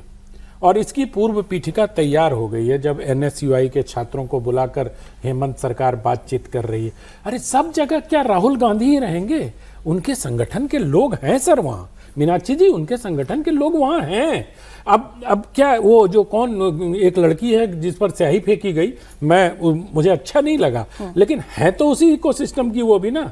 लेफ्ट पार्टी और कांग्रेस में कोई बात कर रहे हैं। लेफ्ट और कांग्रेस में कोई फर्क तो रहा नहीं। अब left, Congress is new left जो राहुल गांधी का है।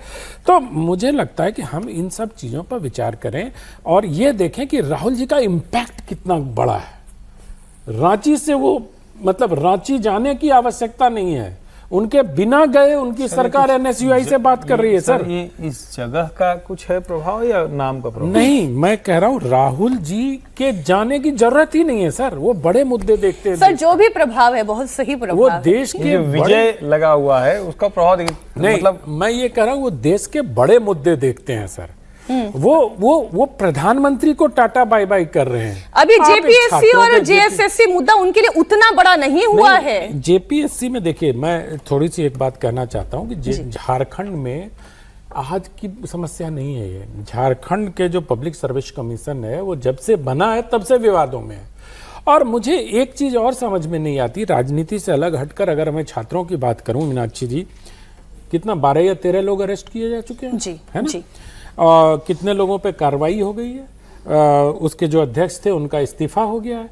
तो इतनी सारी चीजें हो गई हैं, तो इसका मतलब कहीं ना कहीं तो कुछ गड़बड़ हुई है ना? कुछ नहीं, बहुत गड़बड़। और उसी गड़बड़ी के आधार पर 1-2 दिन से मैं छात्रों से बात कर रहा था, महेंद्र यादव जी से बात की, एक मंडल जी हैं उनसे बात की, जो छात्र धरने पर बैठे। उनका कहना है भाई अगर आप गड़बड़ी मान रहे हो, कार्रवाई कर रहे हो, तो पेपर कैंसिल कर दो ना, करना चाहिए। और पेपर कैंसिल करने में कोई ईगो का प्रश्न क्यों बना रहे हैं? ईगो का प्रश्न इसलिए बना रहे हैं कि जो धनराशि के एवज में पद दिए गए हैं, अब वो धनराशि तो लौटानी पड़ेगी। हालांकि आमतौर पर ऐसा होता नहीं है, इन सब चीजों में जो पैसा गया सो गया, लौट के नहीं आता है, लेकिन एक दबाव तो बनेगा ना कि आपने अगर 8 करोड़ रुपए इतने पद बेच के लिए तो वो 8 करोड़ रुपए तो आपको लौटाने पड़ेंगे ना। जो बीच का कोई सिंह है शायद वो उसको कोई पता नहीं, मुझे रक्षक सिंह है एक नाम, मुझे एक नाम रक्षक सिंह का है, एक नाम अभय तिवारी का है, अभय उर्फ मनोज तिवारी। अभय तिवारी तो अद्भुत कैरेक्टर है सर,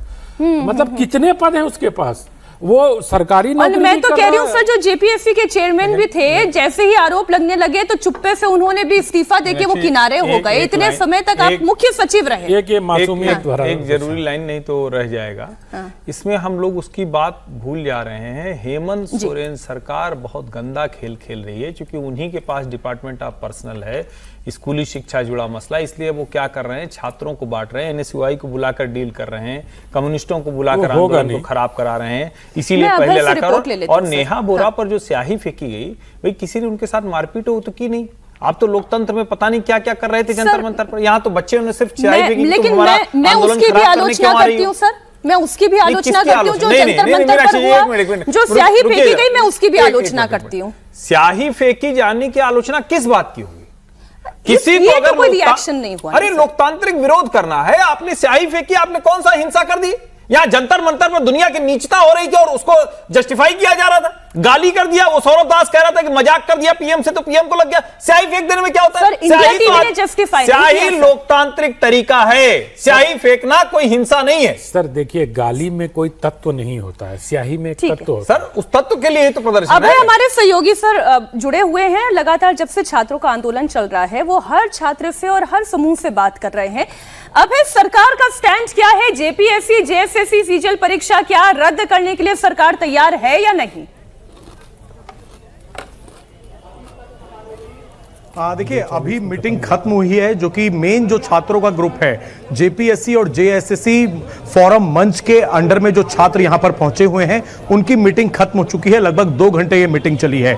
देवेंद्र नाथ महतो का जो डेलीगेशन था वो भी अंदर है। बहुत जल्द जो प्रतिनिधियों की बात हुई है सरकार के मंत्रियों की, वो अपना रुख साफ कर देंगे। हालांकि सूत्रों से फिलहाल इस तरह की जानकारी मिल रही है कि जेपीएससी पीटी जो परीक्षा है उसको रद्द किया जा सकता है। इसके अलावा जो और प्रक्रियाधीन परीक्षा हैं उनको भी रद्द करने पर सरकार विचार कर सकती है। जहां तक बात सीबीआई और ईडी जांच की है, उसमें अब तक इस तरह की जानकारी मिल रही है कि न्यायिक आयोग बनाने पर सरकार जो है वो सहमत हो सकती है, लेकिन सीबीआई और ईडी पर कहीं ना कहीं पेच फंस सकता है। फिलहाल मीटिंग खत्म हो चुकी है। उसी मोहराबादी सरकारी जो गेस्ट हाउस है वहां पर हम मौजूद हैं।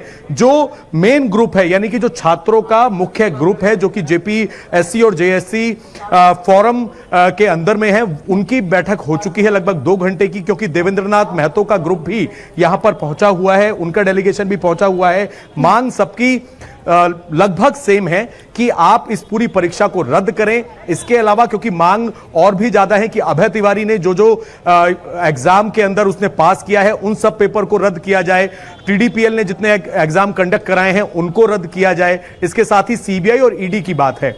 तो सूत्रों से इस तरह की जानकारी मिल रही है कि जेपीएससी पीटी जो परीक्षा है उसको रद्द करने पर सरकार जो है वो बाहर आकर कोई ना कोई अपना फैसला सुना सकती है। तो अभी इंतजार करना होगा। मीटिंग हो चुकी है, थोड़ी देर में स्थिति जो है वो साफ हो जाएगी, क्योंकि स्टूडेंट्स ने साफ कह दिया है कि अगर मांग नहीं मानी गई तो झारखंड में अलग अलग जगह से रांची में जो स्टूडेंट्स हैं, जो उनके अभिभावक हैं, वो इकट्ठा होना शुरू हो गए हैं और एक बड़ा घेराव जो है विधानसभा का कल किया जा सकता है। जी जी, बहुत शुक्रिया अभय, आप नजर बनाए रखें।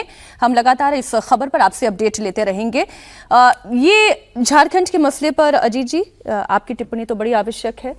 ये क्या डिरेल करने की कोशिश तो नहीं हो रही है? वो तो कोशिश हुई। अब देखिए 15-16 दिन हो गए हैं और भूख हड़ताल के भी 1 हफ्ते हो गए, 6-7 दिन से भूख हड़ताल भी है। एक छात्र का 5 किलो वजन कम हो गया। आंदोलन चल रहा है। ये इस आंदोलन में एक जो सरकारें ऐसे करती हैं, होशियारी हम लोग बहुत देखे हुए हैं। बिहार में एक समय तो बड़ा आंदोलन होते थे और जितने समूह होते थे कर्मचारियों के या छात्रों, सब जाति के आधार पर बटे हुए होते थे, उनके हिसाब से सरकारें उनको इस्तेमाल करती थी। यहाँ भी वो देखने को मिला है कि आपने आइसा के लोग पहुंचे जब 6 तारीख को घेराव करना था विधानसभा का, और जब इन आंदोलनकारी छात्रों ने उसको डेफर किया कि हम बातचीत करने के, सरकार बातचीत कर रही है तो हम नहीं घेराव करेंगे, फिर 7 तारीख को ये क्यों विधानसभा का घेराव करने चली गई थी? ये इसका मतलब था कि आप उसमें जो डिवाइसिव पॉलिटिक्स हो रही थी उसमें एक टूल बन गई थी, वो जाकर के उन्होंने घेराव कर, वो लोग सरकार का हिस्सा, मतलब सरकार को समर्थन कर रही है। कम्युनिस्ट पार्टियां, कांग्रेस पार्टी भी सरकार का समर्थन कर रही है, आरजेडी भी सरकार का समर्थन कर रही है। और ये ग्रुप जो है अलग अलग बन गए, जो ग्रुप है अब एक जो जयराम महतो का एक ग्रुप है, उनके लोग बैठे हुए हैं वहां, वो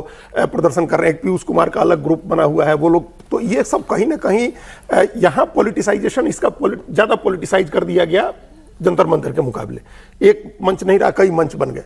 और फैक्चुअल पोजीशन ये था कि सरकार डेलिब्रेट कर रही थी इस बात को कि कैंसिल कर दे कि 2024 का नीट यूजी का पेपर भी कैंसिल नहीं हुआ था। उस समय बड़े आंदोलन हुए, लेकिन सुप्रीम कोर्ट ने कहा कि ये पेपर लीक नहीं है, कुछ सर्टेन सेंटर्स पर धांधली हुई है, तो उन सेंटर्स को वहां दोबारा एग्जाम करा लीजिए। तो ये सरकार ये डेलिब्रेट कर रही थी कि यहां भी पेपर लीक नहीं है, परीक्षा में धांधली है, तो जहां जहां हुई है वहां कैंसिल करके कर सकते हैं क्या। लेकिन अगर सरकार का आज कोई रास्ता निकालना होगा तो ये, लेकिन अगर कैंसिल होता है तो वो देखिए मीनाक्षी जी कैसे अभी एक, मतलब ये इस बात को हम खत्म ही कर रहे हैं। ये 14वीं संयुक्त परीक्षा है जो कैंसिल होगी, 14वीं, और 26 साल से आजाद, 26 साल से अलग हुआ है राज्य वो, तो 26 परीक्षा होनी चाहिए थी ना, कम से कम 25 तो हुई होती परीक्षा। ये एक भी परीक्षा समय पर नहीं होती है। जेपीएससी पहले दिन, आनंद जी ने ठीक कहा कि पहले दिन से वो संस्था गड़बड़ी कर रही है वहां। ये 14वीं परीक्षा और वो भी रद्द हो जाएगी, फिर अब अगले साल कब परीक्षा होगी 14वीं परीक्षा। और कुछ नेताओं की तो चुप्पी पर भी सवाल होने चाहिए। अर्जुन मुंडा जी कहाँ हैं, वो भी तो थोड़ा सामने आए, वो भी तो थोड़ा बात करें। पूर्व केंद्रीय शिक्षा मंत्री धर्मेंद्र प्रधान ने नीट पेपर लीक विवाद और उसके बाद हुए छात्र प्रदर्शन को लेकर पहली बार खुलकर बात की। धर्मेंद्र प्रधान ने कहा कि उनके लिए मंत्री पद महत्वपूर्ण नहीं था, वो छात्रों को गुमराह होने से बचाना चाहते थे। उन्होंने खुद प्रधानमंत्री नरेंद्र मोदी के सामने केंद्रीय मंत्री परिषद से इस्तीफा देने की पेशकश की थी। धर्मेंद्र प्रधान का यह बयान उनके शिक्षा मंत्री पद से हटने के ठीक 2 हफ्ते के बाद आया है। शनिवार को वो भुवनेश्वर में जीएम यूनिवर्सिटी के छात्रों और शिक्षकों को संबोधित कर रहे थे। धर्मेंद्र प्रधान ने कहा कि प्रदर्शन के दौरान कुछ लोगों ने जिन्फी को गुमराह करने की कोशिश की। प्रधान ने कहा कि जिन्फी देश के बच्चे हैं और उनके साथ किसी तरह की व्यक्तिगत समस्या नहीं थी। युवाओं की अपनी आकांक्षाएं हैं और यही पीढ़ी भारत को विश्व गुरु बनाने में अहम भूमिका निभाएगी। आप सुने धर्मेंद्र प्रधान का बयान। किछि लोक जेन जी नुआ पीढ़ीर पिलामानकु भ्रमित करबा पई चेष्टा करले, किंतु मोर कौनसी व्यक्तिगत प्रतिष्ठा नथिला से बेले। जदि भारत वर्षर नुआ पीढ़ी प्रति वर्ष भारत रे 2 कोटी पिला माने जन्म नियंती, जदि 15 रु 25 वर्ष भितर 10 वर्ष भितर 20 कोटी नुआ पीढ़ीर पिला जा कांध उपरे भारत विश्व गुरु हबो, जा कांध उपरे विश्व कल्याणर दायित्व अछि। कहले नुआ पीढ़ीर पिला मानकु जेन जी, मुझे जेन जी रे भारी पीढ़ी दे गई।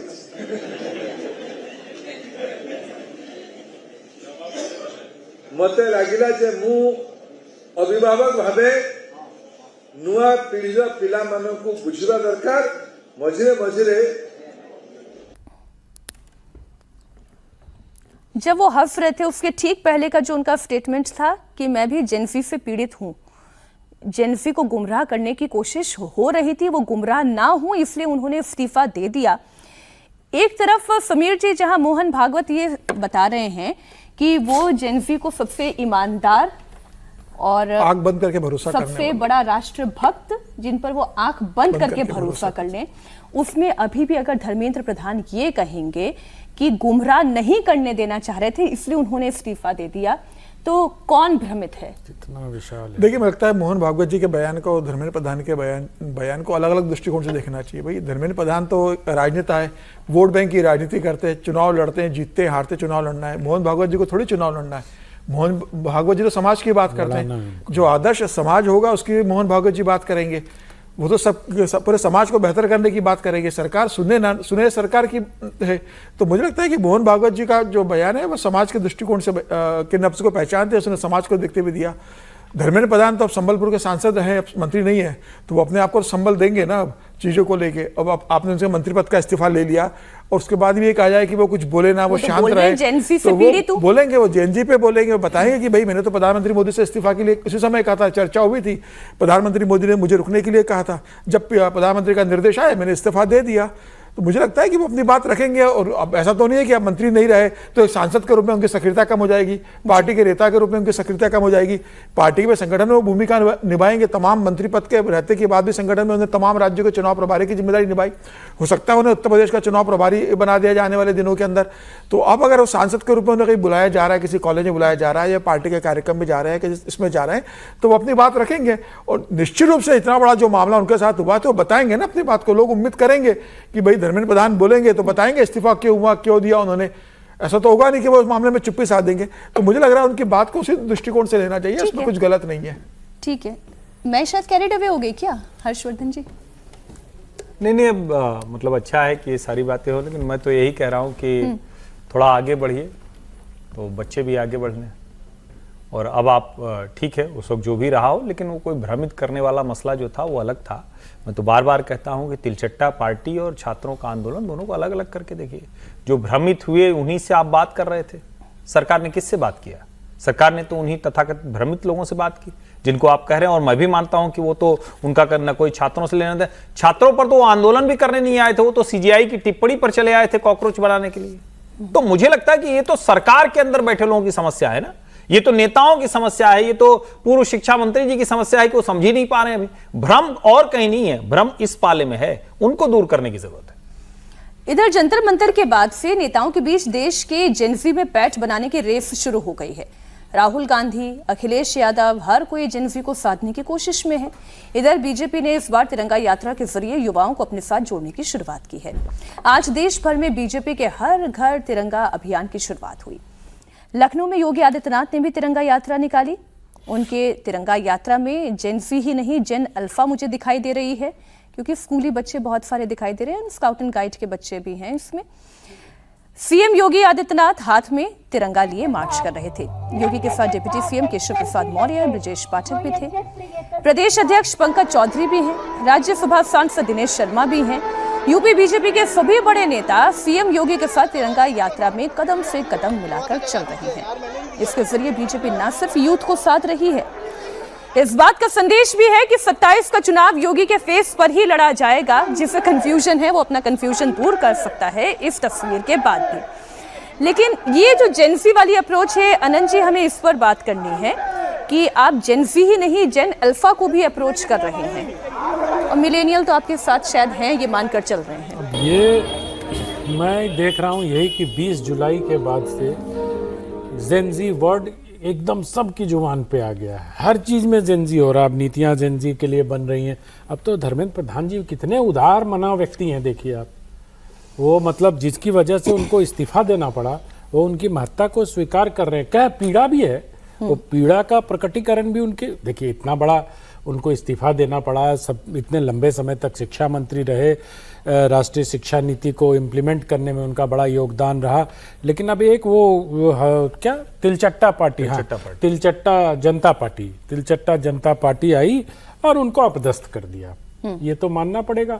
ये भले वो कहें कि मैंने इस्तीफा दे दिया, नैतिकता के उच्च मानदंड स्थापित हुए, देश को ये नहीं करना चाहिए था, देश को मैं संकट में नहीं डालना चाहता था, ये सब अच्छी बातें हैं। लेकिन अब क्या होगा कि इतना जेनजी हो जाएगा, इतना जेनजी हो जाएगा कि मतलब मुझे लगता है कि ज़्यादा गुड़ डाल दोगे ना तो वो थोड़ा तीखा हो जाता है। तो उतना ही जेनजी करना चाहिए जितने में कि जेनजी भी इरिटेट ना हो। ऐसा ना लगे घर से निकले जेनजी, गाड़ी में बैठे जेनजी, ऑफिस के बैठे जेनजी, ऐसा नहीं होता है। जिंदगी का एक हिस्सा जेनजी हैं। उनको मतलब 40-45 करोड़ लोग वोट भारत का में, हिस्सा 30% जेनजी है। तो वोट का हिस्सा 30 नहीं 40 ईयर्स तक के 75 करोड़ 40 ईयर्स वालों को कहाँ ले रहे हैं सर? 40 सर, राहुल गांधी युवा है सर, आप कह रहे हो 40 साल में राहुल गांधी को युवा आप मान रहे हैं सर। हम तो कह रहे हैं कि वो 4 साल में सीनियर सिटीजन होने मैं योगी की बात करती हूँ, फिर राहुल गांधी योगी जी क्या है? योगी जी और अखिलेश युवा है। हाँ, भाई ये 50 के हेर फेर में है दोनों। नहीं 50 एक चीज थोड़ा सा फिर से समीर जी, चूंकि मीनाक्षी जी ने आंकड़ा कोट कर दिया, ये दोनों मिल जाते हैं, हमारा समय ले लेते हैं। 1997 से 2012 जब जेनजी आइडेंटिफाई हो गए तो भैया कितने होंगे? 14 से 29 साल न होंगे कि कितना हो जाएंगे? नहीं, जेनजी एक मोटे अनुमान के हिसाब से हर्षवर्धन जी इस देश में टोटल 40 करोड़ के लोग आसपास लोग मानते हैं कि 30%, नहीं सर, 30 वर्ष से कम उम्र के 75 करोड़ है जो अमेरिका और यूरोपियन यूनियन से ज्यादा है। और अगर आप 29 वर्ष के लोगों की बात करेंगे तो 37.1 करोड़ है। वही, अरे सर, 29 के ऊपर वाले में है या नहीं है ना सर?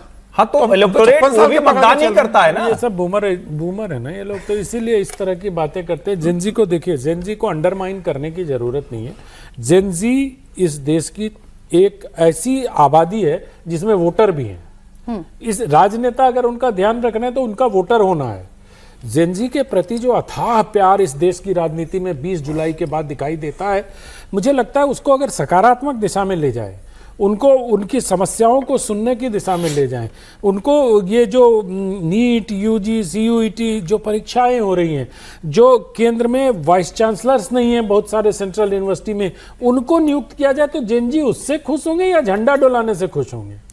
ये मैं ये जानना चाहता हूं कि कार्यक्रम ऐसे बनाने चाहिए, जो भी जेनजी की बात कर रहे हैं बेहतर कर रहे हैं, लेकिन उसको एक नारा बना के नहीं छोड़ना चाहिए। जो कॉकरोच जनता पार्टी भी जेनजी को नारे के तौर पर इस्तेमाल कर रही है, और जो उनके समानांतर लोग हैं वो भी जेनजी को एक नारे के तौर पर इस्तेमाल कर रहे हैं। अगर जेनजी को सकारात्मक दिशा देनी है तो उनके लिए बेहतर कार्य करने के लिए और शिक्षा में बहुत सुधार की आवश्यकता है। मैं इस बात को स्वीकार करता हूं। नीट के एग्जाम में अगर राधा कृष्णन समिति की रिपोर्ट सिफारिशों को इन टोटो लागू कर दिया गया होता तो हो सकता है इस अप्रिय स्थिति से बचा जा सकता था। जिस प्रकार से वहां को एनटीए में कोई था ही नहीं, तो मुझे लगा एक सेक्रेटरी साहब थे, उनके पास वो सेक्रेटरी भी होंगे, वो यूजीसी के चेयरमैन भी होंगे, वो एनटीए को भी देखेंगे। मतलब काम का बोझ जिस पे है उस पे इतना बोझ डाल, वही झारखंड में भी कि खिंग्याते साहब के पास सब कुछ होगा, ऐसा नहीं हो सकता ना। तो ये लोकतंत्र है, यहाँ आप जिम्मेदारी तय करो।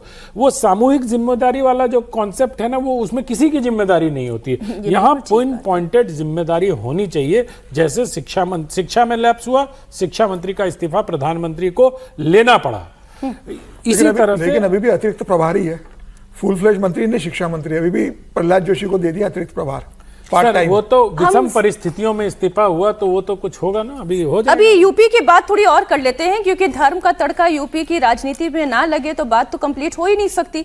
खबर मथुरा से है। मथुरा के श्री कृष्ण जन्मभूमि और शाही ईदगाह विवाद के बीच मंदिर निर्माण की तैयारी तेज हो गई है। साधु संतों ने मथुरा में कार सेवा का ऐलान किया। कार सेवा के लिए अयोध्या, काशी, प्रयागराज समेत दूसरे शहरों से संत पहुंच भी रहे हैं। मंदिर निर्माण के लिए राजस्थान से पत्थर मंगवाए गए हैं, जिसकी पहली खेप मथुरा के चित्रगुप्त पीठ आश्रम पहुंच भी गई है और आगे भी पत्थरों की एक और खेप राजस्थान से आने वाली है। दरअसल श्री कृष्ण जन्मभूमि शाही ईदगाह विवाद में सुप्रीम कोर्ट के निर्देश पर दोनों पक्षों के बीच हुई वार्ता बेनतीजा रही थी और इसके बाद संतों ने कार सेवा का ऐलान कर दिया था। पत्थर पहुंच रहे हैं, पुलिस वाले सड़क पर बड़ी संख्या में निकल रहे हैं, साधु संतों ने पूजा करनी भी शुरू कर दी है। समस्या बढ़ती हुई यहां से दिखाई दे रही है, क्योंकि समाधान तो बातचीत से नहीं निकल सकता। नहीं, वो तो एक दूसरा अयोध्या चैप्टर शुरू होगा। बिल्कुल, मतलब ये तो ऐसे भी है कि बाकी है, मतलब उस झांकी के बाद कहा ही गया था कि ये बाकी है, तो ये तो अधूरा चैप्टर है ही इस पर। लेकिन सुप्रीम कोर्ट ने दोनों पक्षों को कहा था कि आप बातचीत करके मध्यस्थता का जो अभी अगस्त के पहले ही हफ्ते में वो मध्यस्थता के माध्यम मध्यस्थता करके इसको सुलझाइए, वो नहीं सुलझा है। ये जहां तक अभी का ये घटनाक्रम है, ये ऑप्टिक्स है, देखने दिखाने की बातें हैं। ये तैयारी शुरू की जा रही है, वार्म अप जो होता है मैच के पहले वाला वार्म अप होता है, वो वार्म अप चल रहा है। ऐसे थोड़े कार सेवा होगी। कार सेवा आप शिला पूजन कब से हुआ और कब से इकट्ठा हुए, असली कार सेवा तो 6 दिसंबर को ही 1992 को, तो पहले उस तरह की कार सेवा होनी होगी ना। तो ये इस तरह की चीजें यहाँ हो रही हैं। अभी ये मामला कोर्ट में भी है, निचली अदालत ने भी सर्वे वर्वे का आदेश दिया था, अभी बातचीत होगी, अभी बहुत सारे उसमें चीजें हैं। लेकिन चुनाव पहले होना है, 6 महीने 7 महीने में चुनाव होना है, तो उसके पहले एक ऑप्टिक्स, एक परफॉर्मेटिव पॉलिटिक्स का ये पार्ट है कि उससे दिखे एक पोलराइजेशन की पॉलिटिक्स हो।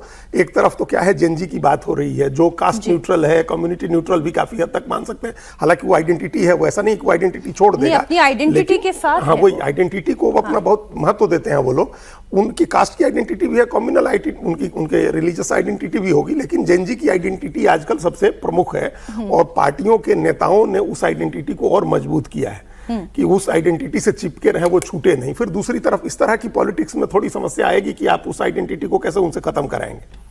और अभी जो धर्मेंद्र प्रधान की बात हो रही थी, उनके शिक्षा मंत्री रहते 2 बार नीट में गड़बड़ी हुई है। इसलिए ये कोई ऐसा नहीं है कि एहसान की बात है कि गुमराह हो रहे थे और देश में बड़ी गड़बड़ी हो रही थी। आप 2 बार हुआ, ऐसा कभी आप 2024 में हुआ और आपने उसके बाद कानून लागू हुआ, जो पेपर लीक वाला सख्त कानून उसके बाद लागू हुआ, राधाकृष्ण कमेटी की उसके बाद रिपोर्ट आई और उसके बाद फिर 25-26 में वो पेपर लीक हो गया और उसके बाद भी आपको प्रधानमंत्री आप कह रहे हैं कि हम देना चाहते हैं। देखिए, कोई मंत्री इस्तीफा नहीं देता है आसानी से, बिना जोर जबरदस्ती इस देश में किसी का इस्तीफा नहीं हुआ है। जो सबसे हम लोग के यहाँ सबसे शुरुआती आज़ादी के बाद जो बड़े मुंद्रा कांड के बाद टीटीवी कृष्णामाचारी का इस्तीफा हो या वी कृष्णा मेनन का इस्तीफा हो, वो भी जबरदस्ती हुआ था। जब जन दबाव बढ़ा तभी इस्तीफा हुआ था। ये इस्तीफा पहले हो जाना चाहिए था वो। और अब इस बात का कोई मतलब नहीं है कि गुमराह उनको किया जा रहा था और वो गुमराह हो गए थे, न हो इसके लिए हमने इस्तीफा दे दिया। बहुत समय लिया इस्तीफा देने में। 3 मई को नीट का पेपर हुआ था और 7 मई को पेपर लीक हुआ था और 12 मई को उसके लिए जांच की सारी उसका पेपर वो कमेटी सब बन गई थी। इसलिए उसका मामला नहीं है वो। इस्तीफा आपको पहले देना चाहिए था, आपने डिले किया और अब गुमराह करके आप उसको उन बच्चों के जो छात्रों के युवाओं के आंदोलन को अपमानित मत करिए। उनका एक आंदोलन और पहले दिन से इसके लिए आंदोलन था कि शिक्षा मंत्री इस्तीफा दें। उनका इस्तीफा हुआ, बहुत समय लगा लेकिन वो इस्तीफा हुआ। और होना तो यूजीसी के समय भी मांगा गया था। अजीत जी वाले में जोड़ दूं, जन दबाव पर त्यागपत्र एक वाइब्रेंट डेमोक्रेसी के लक्षण है। अराजकता पर त्यागपत्र सरकार के उसको न मानने के लक्षण है। ये भी स्पष्टता से हाँ, और नैतिकता के आधार पर नहीं, नैतिकता बिल्कुल अलग चीज है। वो होता नहीं बचती ही नहीं ना। अगर अराजकता के सामने आप झुक रहे हैं तो नैतिकता कहां बची? पहले अगर पहले दिन अगर पहले देते तो आप दे देते वो नैतिकता की बात होती। मैं लेकिन यूपी की बात करते करते हम लोग फिर वापस प्रधान जी तक पहुंच गए। बात यूपी की हो रही थी। समीर जी, आपको क्या लगता है ये जो वार्म अप एक्सरसाइज हो रही है इसका असर कितना बड़ा होगा? नहीं, मुझे लगता है कि पार्टी तैयारी करेगी। यूपी का चुनाव बहुत देर नहीं, यूपी प्रदेश भी बहुत बड़ा है। भारतीय जनता पार्टी ने लंबे समय के बाद अपने संगठन की टीम जारी की थी, बहुत लंबे समय से पेंडिंग थी। टीम जारी की, उसके बाद उनकी जिम्मेदारी भी सभी जिम्मेदारियां भी सबको दे दी गई है। और योगी जी को भी लग रहा है कि जिस तरीके से दिल्ली में जो पूरा मामला हुआ है, धर्मेंद्र प्रधान का मामला हुआ, उत्तर प्रदेश में अयोध्या में राम मंदिर में चढ़ावा चोरी को लेकर मामला जो हुआ, सरकार को थोड़ी तकलीफ हुई, केंद्र में भी और राज्य में भी। तो योगी जी को लग रहा है कि भाई अब जो कार्यकर्ता हतोत्साहित है, उनका जो मेन वोटर है, जो पूरे राम मंदिर के मामले को लेकर जो अपने आप को एक परेशान महसूस कर रहा है, तो कहीं वो अपने हाथ से न निकले या कहीं अखिलेश यादव उसका राजनीतिक लाभ न ले ले। जिस तरीके से अखिलेश यादव लगातार इस मामले को लेकर ट्वीट करते रहे, इस मामले को मुद्दा बनाते रहे, लोकसभा के अंदर उन्होंने इस मुद्दे को बनाने की कोशिश की, तो कहीं ये राम मंदिर का मामला जो विपक्ष के हाथ में न लग जाए और जो भारतीय जनता पार्टी का कोर वोटर है कहीं वो इससे छिटक न जाए। तो मुझे लग रहा है कि लेकिन बीजेपी तो मथुरा के मामले में समाजवादी पार्टी से सवाल पूछती है कि भाई आप अपने आप को लेकिन उसके बाद जो अभी कहते हैं, इसके बाद जो उपचुनाव के परिणाम आए बांकीपुर का और जो दतिया का, वो भी उत्तर प्रदेश की सरकार के लिए एक अलार्मिंग रहा ना कि जो बांकीपुर का आप चुनाव हार सकते हो और दतिया में आप हार सकते हो, तो कहीं उसके असर उत्तर प्रदेश में ना हो। तो मुझे लगता है कि डर संगठन और सरकार को लगना चाहिए और ये डर का असर है कि जो तभी अब तिरंगा यात्रा और तमाम निकल रहे हैं, तो मुझे लगा कि अब दिशा की कोशिश कर दी। बांकीपुर में बहुत कॉन्फिडेंस थे कि किसी को भी खड़ा कर देंगे, हम जीत जाएंगे, तो जनता ने बता दिया। दतिया में यह था कि नरोत्तम मिश्रा कौन होते, हम हमारा संगठन है, संघ है, सरकार है, शासन है, हम जिसको खड़ा करेंगे जीत जाएंगे। तो आपने परिणाम देख लिया। तो वो जो बांकीपुर हुआ, जो दतिया में हुआ, वो उत्तर प्रदेश में योगी जी नहीं चाहते होंगे हो। तो मुझे लग रहा है कि उन्होंने तैयारी शुरू कर दी और अच्छी कोशिश है सरकार की। अमेरिकी उपराष्ट्रपति जेडी वेंस ने प्रधानमंत्री नरेंद्र मोदी से फोन पर बात की है। भारत अमेरिका साझेदारी मजबूत करने पर चर्चा हुई है। पीएम मोदी ने सोशल मीडिया पर एक पोस्ट के जरिए ये जानकारी दी और लिखा, अमेरिकी उपराष्ट्रपति जेडी वेंस का फोन आया। हमने प्रमुख क्षेत्रों में भारत अमेरिका के बीच व्यापक वैश्विक रणनीतिक साझेदारी और गहरा करने के तरीकों पर बात की। आपको बता दें कि जेडी वेंस का ये फोन कॉल बहुत इंपॉर्टेंट इस लिहाज से माना जा रहा है क्योंकि 2 दिन पहले भारत पर 100% टैरिफ वाला बिल अमेरिकी सीनेट में पास हुआ है। पीएम मोदी ने अपने पोस्ट में लिखा कि उन्होंने वेंस को बधाई और शुभकामनाएं दी। 19 जुलाई को जेडी वेंस चौथी बार पिता बने थे, इसके लिए ये बधाई और शुभकामनाएं थी। कई बार कुछ बातें अनंत जी ऐसी जगह पर आ जाती हैं कि 100% टैरिफ लगाया है अमेरिका ने, फोन कॉल पर बात हो रही है। खैर शुभकामनाएं तो जो है वो बच्चा होने पर है, लेकिन मैं ये कह रहा हूँ, अब जाहिर सी बात है कि अगर चौथी बार वो पिता बने तो बधाई के हकदार तो हैं। और प्रधानमंत्री ने अच्छा किया कि कूटनीति में इस बधाई का भी इस्तेमाल कर लिया। लेकिन जो बातचीत हुई होगी, मुझे लगता है कि अब दोनों देशों के बीच बातचीत कैसे आगे बढ़े, इस पे बात होगी। आगे बढ़े से मतलब टलता जाए, क्योंकि लगता नहीं है कि अब ट्रंप के कार्यकाल में भारत यूएस के बीच कोई संधि होगी, क्योंकि वो चाहेंगे कि जल्दी से जल्दी हो जाए। उन्होंने सीनेट का रास्ता अपनाया। आनंद जी, FCRA पे बात भी होगी क्या? नहीं, FCRA पर FCRA तो मुझे लगता है वो तो फिर घरेलू मामलों में दखल देने जैसी बात हो जाएगी। अब FCRA पर उनसे बात हुई होगी तो मुझे जानकारी नहीं है, लेकिन मुझे नहीं, कोई मतलब ही नहीं है, भारत का आंतरिक विषय है। तो मुझे ऐसा लगता है कि ये अब अमेरिका चाह रहा होगा कि जल्दी से जल्दी सिग्नेचर हो जाए दोनों देशों के बीच भारत टालना और भारत इसको अब ट्रंप के इस कार्यकाल तक टालने की जुगत में होगा, क्योंकि रास्ता उन्होंने एक ऐसा ले लिया है सीनेट वाला कि उसको बाईपास करना या उसको ओवरलुक अगर करना होता तो वहाँ आते ही नहीं। तो मुझे लगता है कि ये अब इन दोनों देशों के बीच में अभी व्यापार समझौता नहीं हो पाएगा, होना नहीं चाहिए। 100% टैरिफ लगाने वालों के साथ कैसा व्यापार? लेकिन उसकी बातचीत हो रही है, और जब वो 99% सुलझ गया है वो मामला, देखिए भारत के लिए भी वो जरूरी है, क्योंकि इस पूरी दुनिया में कम ही देश हैं जिनके साथ हमारा ट्रेड सरप्लस है, और अमेरिका के साथ हमारा अच्छा खासा ट्रेड सरप्लस है। हमारा लगभग 3 लाख 4 लाख करोड़ रुपए का सरप्लस है। हम लोग 7.5 लाख करोड़ रुपए का सामान उनको बेचते हैं और उनसे सिर्फ 3.5 लाख करोड़ का सामान लेते हैं। लगभग 4 लाख करोड़ का हमारा ट्रेड सरप्लस है। अब चाइना के साथ हमारा 11 लाख करोड़ रुपए का ट्रेड डेफिसिट है। तो हमको अमेरिका के साथ ट्रेड करना है, और अभी भी जो टैरिफ पहले से 18% का टैरिफ लग रहा है, उसमें भी हम लोगों के ज्यादातर प्रोडक्ट ऐसे हैं जो उससे बाहर है। तो ये 100% टैरिफ लगाने वाले को भारत टलवा सकता है इसको। देखिए अभी सेनेट ने पास कर दिया इसको, ये हाउस ऑफ रिप्रेजेंटेटिव्स में जाएगा, उसके बाद राष्ट्रपति के पास आएगा साइन करने के लिए। तो ये हो सकता है भारत इसको टलवाने की कोशिश करे, कि ये चूंकि भारत को इसके सिर्फ टैरिफ का मामला नहीं है, रूस के साथ हम अभी भी अपना 52% टाइल हम रूस से ले रहे हैं, तो वहां हमको परेशानी आएगी ज्यादा। और फिर ईरान पर भी सैंक्शन है, वहां से भी हमको परेशानी आएगी। तो वो उसकी एनर्जी सिक्योरिटी के लिए भी जरूरी है कि ये टले, ये 100% वाला मामला नहीं आए। और जिस बात को लेकर के हो रहा है, फोर्स लेबर को लेकर के जो हो रहा है भारत के साथ, भारत इसको टलवाने की कोशिश करेगा। और ट्रेड डील करना जरूरी इसलिए हो जाएगा क्योंकि ताकि हमारा जो ट्रेड सरप्लस अभी चल रहा है वो थोड़ा बहुत कम भी हो, तो हमको हमारा वो चलता रहे, इसकी कोशिश भारत करेगा कि इसको किसी तरह से थोड़ा डिले करवाएं, ये जो टैरिफ वाला। इस पे हर्षवर्धन जी आपकी क्या राय है? एक तो ये कि ट्रेड डील हमारे लिए जितनी जरूरी है उतनी अमेरिका के लिए भी जरूरी है। निश्चित तौर पर ट्रेड सरप्लस मार्केट है, तो इसीलिए हम उसकी बहुत सी चीजों को, जिसको हम कहते हैं ना कि एकोमोडेट कर रहे हैं, एडजस्ट कर रहे हैं।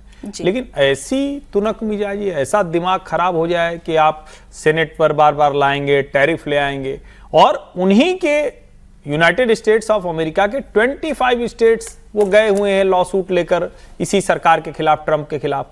आपका जो आर्टिकल 301 था, जो अमेरिकी राष्ट्रपति को असीमित पावर देता है, उसको चैलेंज किया गया है। तो वहां पर उनके खिलाफ ढेर सारी चुनौतियां हैं। ट्रंप उससे बचने के लिए पैंतरे, ये तमाशे कर रहे हैं। अगर वो ये सोचते हैं कि ये सब करके भारत सरकार पर या नरेंद्र मोदी पर दबाव डाल लेंगे, तो उनका ये भ्रम टूटना चाहिए। और फिर मैं कह रहा हूं, जब ट्रेड डील नहीं हो रही है, इसका मतलब हम स्टेटस को में हैं, जो ट्रेड सरप्लस है, जो सारी चीजें हैं, वो तो इसके साथ चल ही रही हैं। जब ट्रेड डील होगी तो हमारे अपने दूसरे लक्ष्य हैं, और उसके साथ हमने जिसको कहते हैं ना कि मार्केट डाइवर्सिफिकेशन, उस पर हम काम कर रहे हैं। पिछले 5 सालों से उस पर बहुत काम हुआ है। हाँ, ये जरूर है कि अगर अभी अमेरिका के साथ ये समझौता हो जाए तो हमारे लिए बहुत आसान होगा, जिसको बार बार हम कहते हैं कि 7%, 8%, 6.5%, इससे बात नहीं बनने वाली भाई। हम 9-10% की जीडीपी ग्रोथ की तरफ जाएं, उसके लिए बहुत जरूरी है कि ट्रेड डील हो। बाकी हम दूसरे रास्ते करें, लेकिन अमेरिका का व्यवहार ऐसा नहीं है कि उसके साथ ये ट्रेड डील अभी होती हुई दिख रही हो। इस वक्त कुछ चुनौतियां ऐसी हैं प्रधानमंत्री नरेंद्र मोदी के सामने, यहाँ विपक्ष से डील नहीं हो पा रही है पार्लियामेंट चलाने पर, और वहां ट्रेड डील नहीं हो पा रही है। जेएनजी को सौंप दीजिए। आज कहानी कुर्सी की में बस इतना ही। बहुत शुक्रिया हर्षवर्धन जी, अनंत जी, अजीत जी, समीर जी हमारे साथ जुड़ने के लिए कहानी कुर्सी की में।